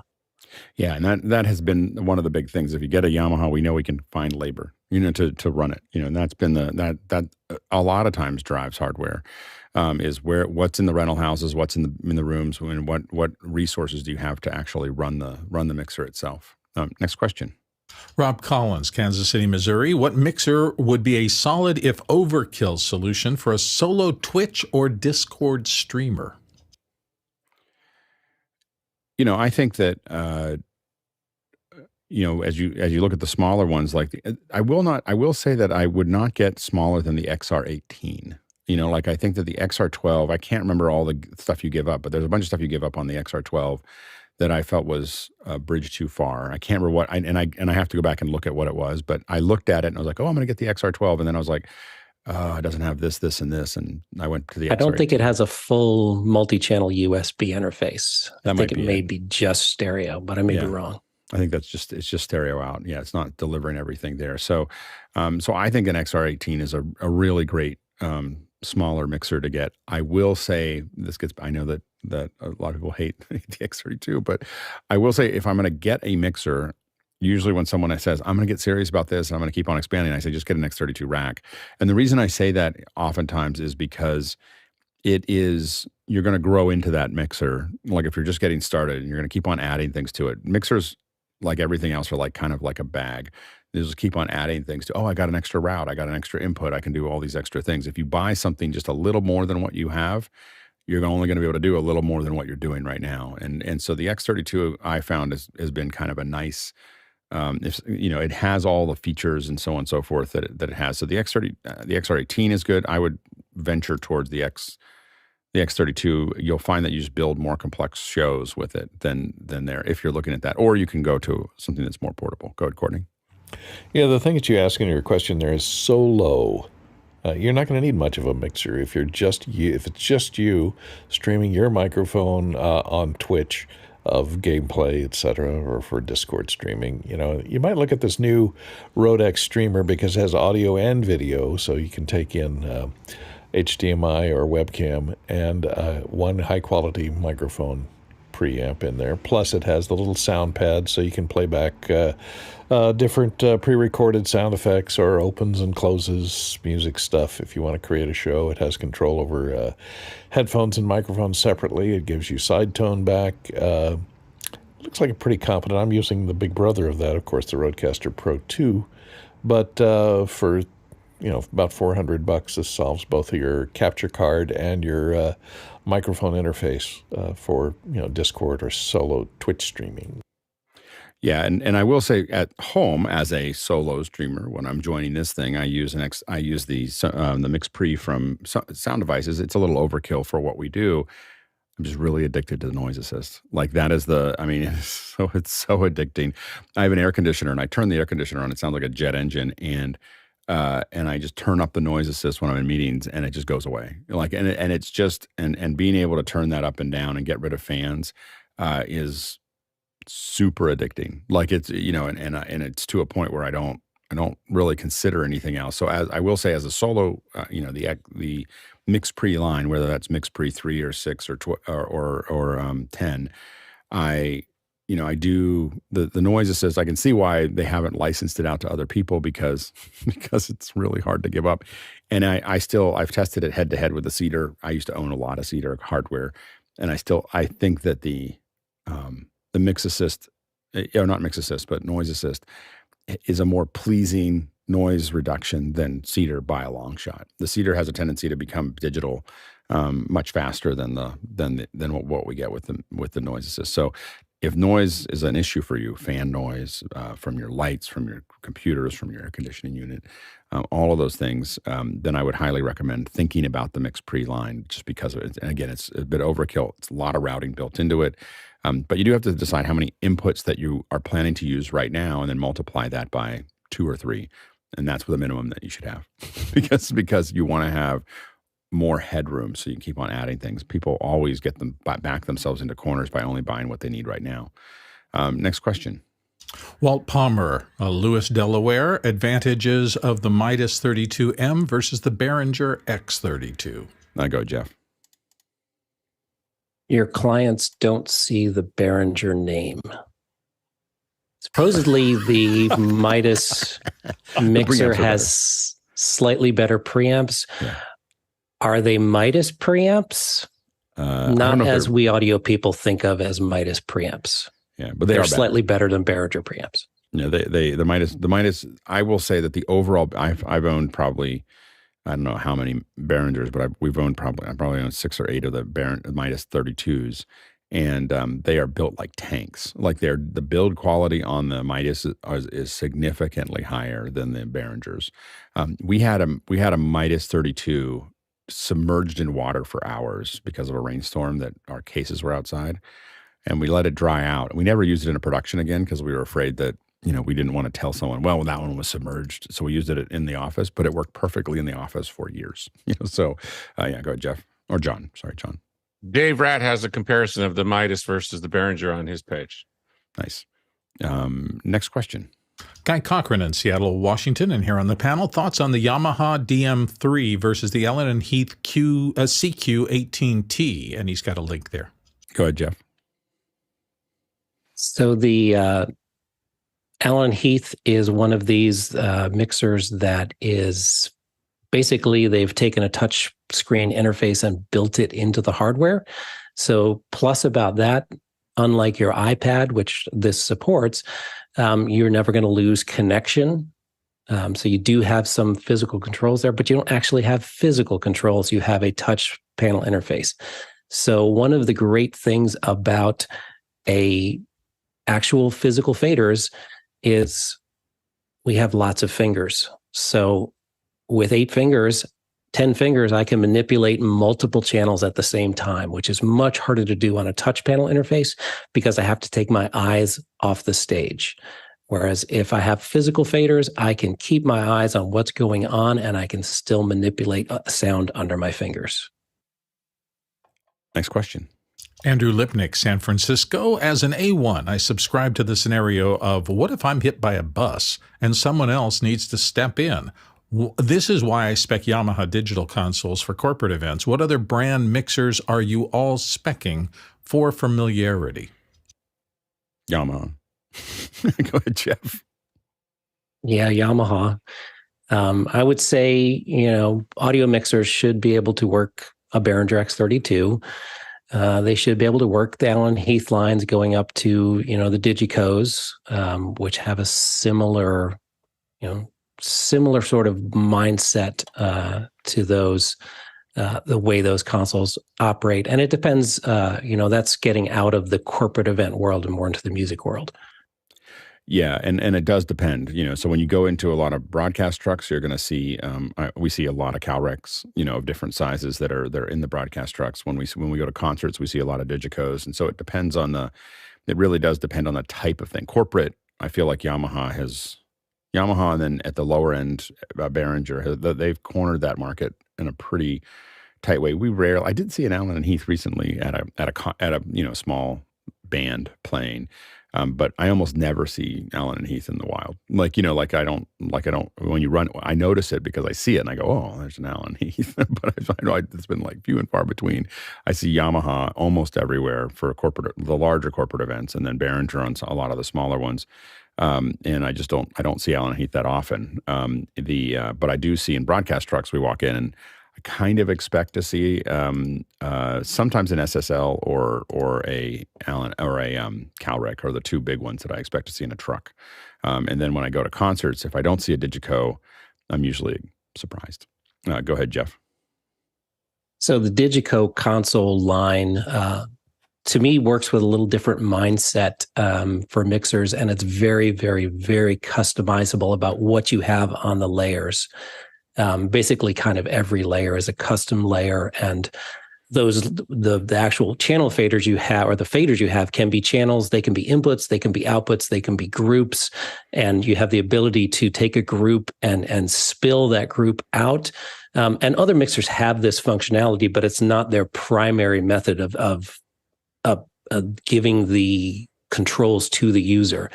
So Digico, I find, is very customizable. And so Andy's question about if he's hit by a bus and I have to walk up to his mixer, if he's working a Yamaha mixer, he's probably laid it out the way Yamaha has laid it out because it's the easiest way to do it on Yamaha. Where if it's a Digico, he could have customized it for the Andy way of working, and I have to jump into figure out how is Andy set up this particular console.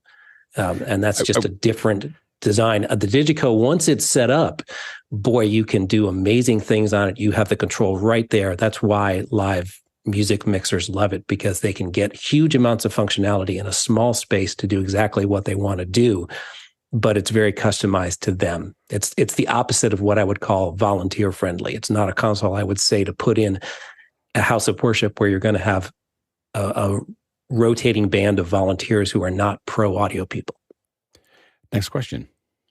Douglas Carmichael wonders, Jeff, you mentioned some headphones are more isolating than others. I have a Sennheiser HD300 PROs. What would you recommend for better isolation?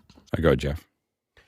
And this Jeff will step in the meantime for that Jeff and just say, I cannot tell you what a game changer custom molded in-ears makes. It is more comfortable, especially if you have silicone.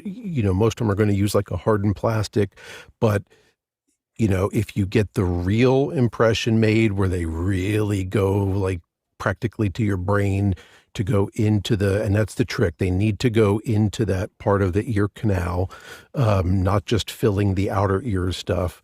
They're more comfortable and they act like earplugs if it's a proper fit. Silicone, of course, is better because as you move around and talk, it'll adapt. When you have hard plastic, unless it's really big and stretching you out, then as you move, you kind of break that seal, but extremely comfortable. The sound quality is amazing because you have that contact, so you get bass, and can't overemphasize how good they are.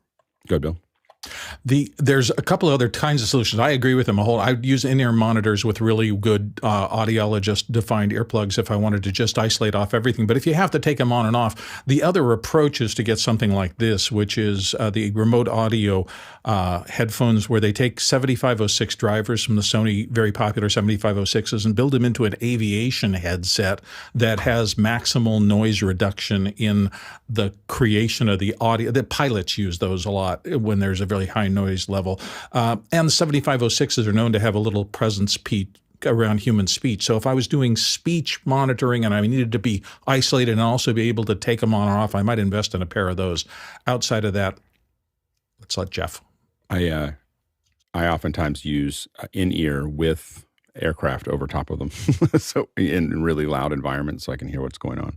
Yeah, go ahead, Jeff. I can't hear you, Jeff. Sorry, just had molds made last week, determining whether I'm going to get just hearing protection or actually in-ears. But my thing that's keeping me from in-ears is that I'd love that isolation sometimes, but I still want to be able to communicate with other people on the team. So I'm going to be like pulling them in and out. So that's there are wireless in-ear monitor systems that have microphones that will allow you to spin in extra ambient sound at will. And what's Alex showing there?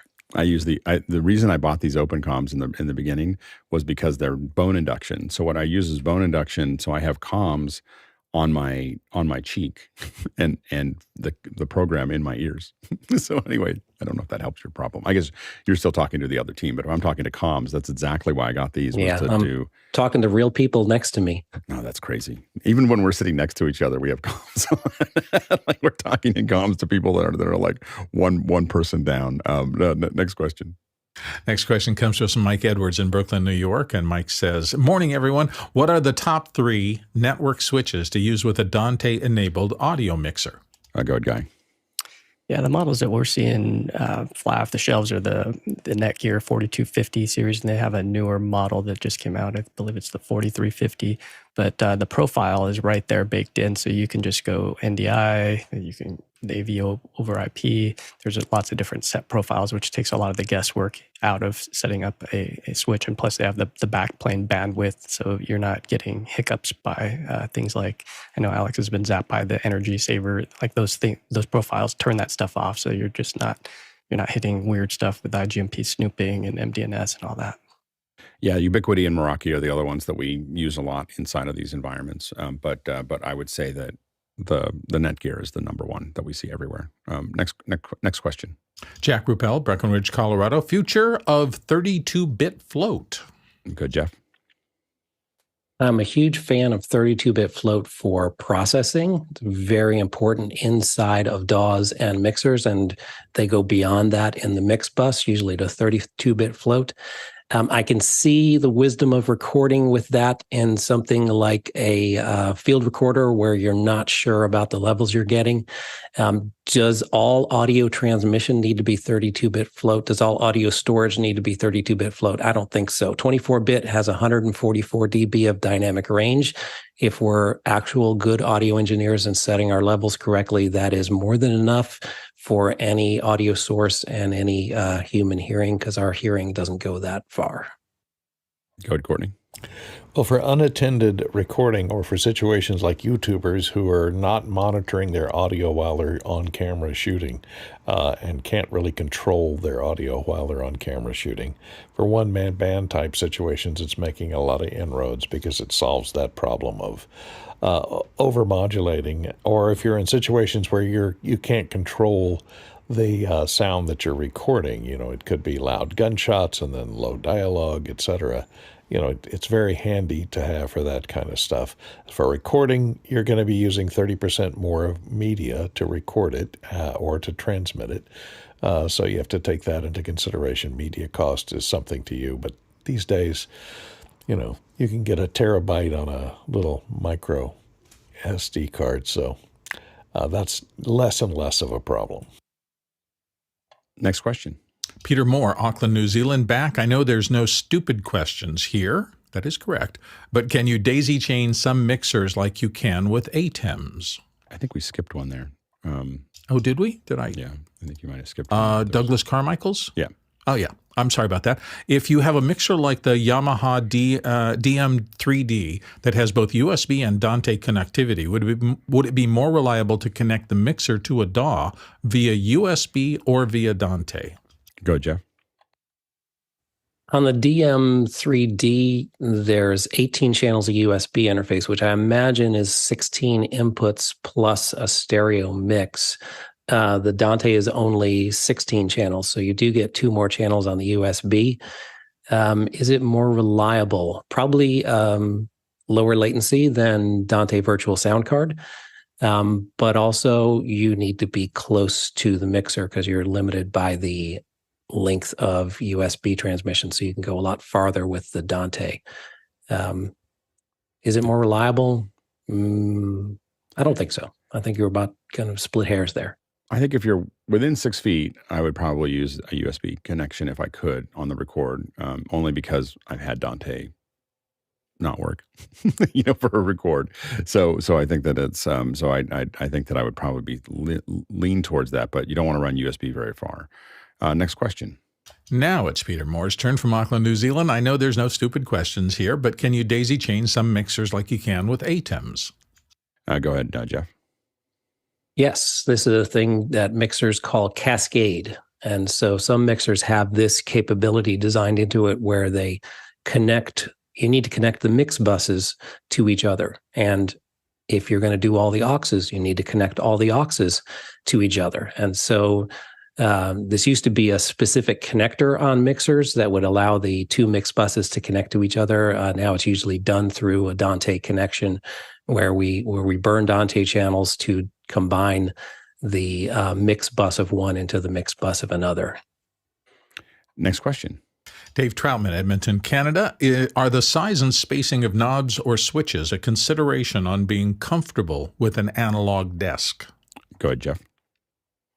Yeah, I mean, of course they are, but also precision is a factor. The smaller the knob or fader, the harder it is to be precise. The bigger ones, of course, let you dial in really precise settings. So that's also a consideration. But yeah, ergonomics for all of that is going to be a factor. But also in the opposite direction, potentially the more room you have to travel if you're dealing with lots of channels. Go ahead, Courtney. I was trying to look up to see, there were some mixers for a while that, in order to maintain a small footprint, actually moved some of the equalization controls right alongside the linear mixer level for each channel. That was quite problematic because you found yourself, if you're having to ride gain, you'd brush against the knob and change the EQ. So it's a big consideration. You don't want to have any knobs or buttons or switches alongside the a linear fader because if you're mixing in real time, that could be quite problematic. Next question. Douglas Carmichael. Alan and Heath recently introduced the Avantis Solo, which is a single-screen version of the Avantis for US $8,000. Could you see it finding a place in the non-music events market? You go, Jeff. Probably not for the reasons we talked about earlier for Yamaha's domination in that. It's going to be hard to break into that. At $8,000, there are people who really love Alan Heath, and then they and that's what they buy. And so there's enough business for Alan and Heath for that to occur.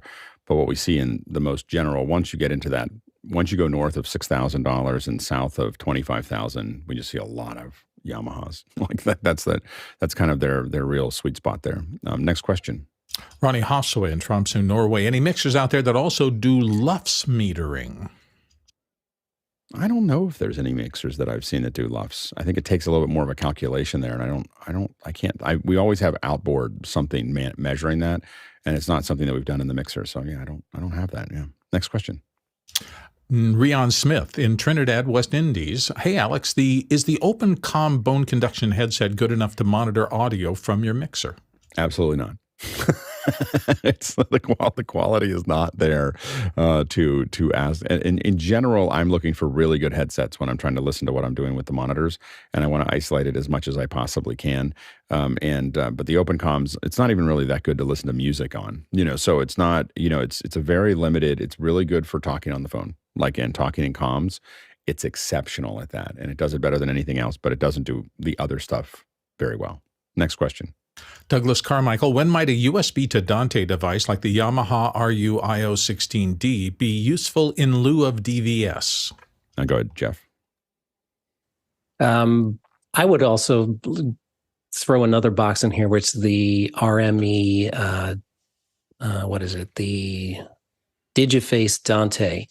This is where you need to go if you want to go. Dante Virtual Sound Card is limited to 64 channels in, 64 channels out. So if you need to go beyond that, you need to go to some kind of hardware device that does Dante. Latency and reliability will be the other ones. You get lower latency than using Dante Virtual Sound Card. Yeah, and Dante Virtual Sound Card can hiccup. So it is definitely not 100%. It's 99%, but we've definitely had issues with Dante Virtual Sound Card enough that if it really matters, we definitely have some of these USB to Dante, the Audinate USB to Dante 2 channels that we just pump out that I'd rather use in a lot of these environments. So it's not necessarily a RUio, but it's been a USB-to-Dante device. The nice thing also about it is you're carrying something around that you plug into any computer and it just shows up as a USB device, and then it's Dante. They're useful that way. Next question. Jeff Cohen, Miami Beach, Florida, has a last one this morning. Do you use the virtual Scribble Strip boxes on controllers that have them? 100%. like that. I mean, the existence of the Scribble strips are one of the reasons that you pick a mixer. Yeah, go ahead, Jeff. Yeah, we installed a digital mixer early on in our studio at school, and it was we weren't able to afford the mixers at that time that had a digital Scribble Strip, and so it appears in the display, not right above each channel, and boy, that's annoying. Super. And I believe that that's one of the other distinctions, if I remember correctly, between the Midas 32 and the X30 or the X32 is I believe that there's Scribble Strips across the one of them and not the other, or in some of those cases. I can't, if I remember correctly, those are missing. I don't remember now, but go ahead, Courtney. Yeah, and they're great for fixed installations where you have different people coming in to do different shows, and you can just load your profiles in for your particular show, and your Scribble Strips have it all set up the way you like it for each individual mixer. So if you have a fixed installation and different mixers coming in to do different shows in the same hardware, it's very handy. Absolutely. Great conversation. That was good.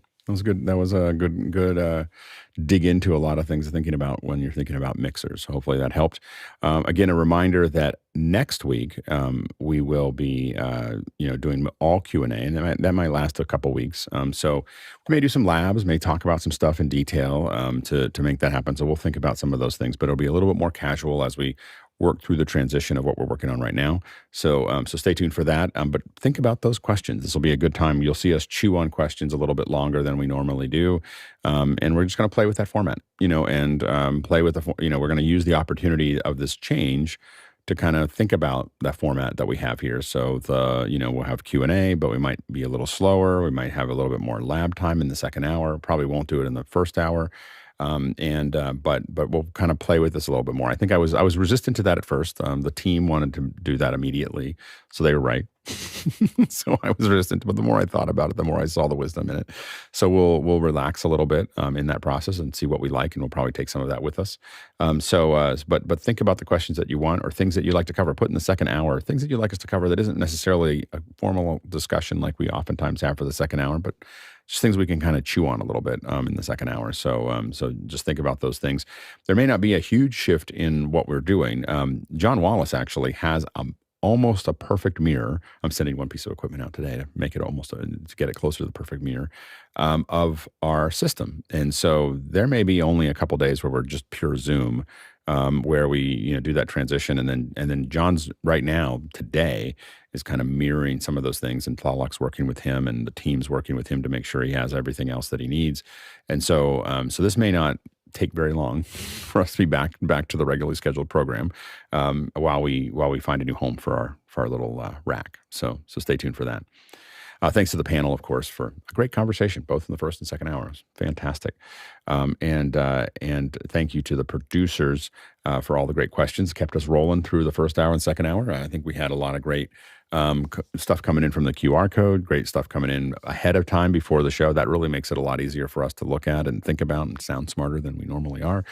So ask those questions before the show. It's really, really great. Or put them into the QR code. It's really, really fantastic when the producers get that in. And thank you to the incredible team that makes this happen every single day. The fact that we were able to transition potentially to another whole set of piece of hardware in a couple of days, I was kind of amazed. I was just like, this. We've grown into something that's really interesting. So incredible work on the back end team for not only just doing it, but understanding it and documenting it and putting all those pieces together so that we can have that resiliency. That's why we do it it's why we can do it every single day. It's really amazing work. We traveled 167,000 miles, 270,000 kilometers, and that is 1.329 billion bananas for scale. All right, let's go ahead and jump into after hours.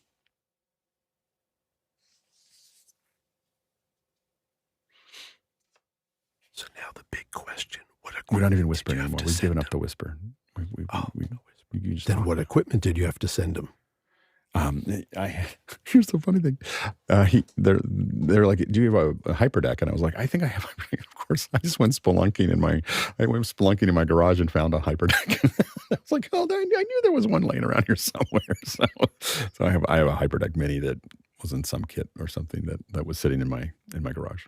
So anyway, I had glanced at it months ago and kind of knew where it was. So anyway, it's just a hyperdeck. It's just to play the countdown clock down. But outside of that, I mean, it's all pretty well there. So Alex, do you want to do an audio breakdown thing as a second hour soon? Yeah, let's do it. Let's do it next Wednesday. Let's plan on the nano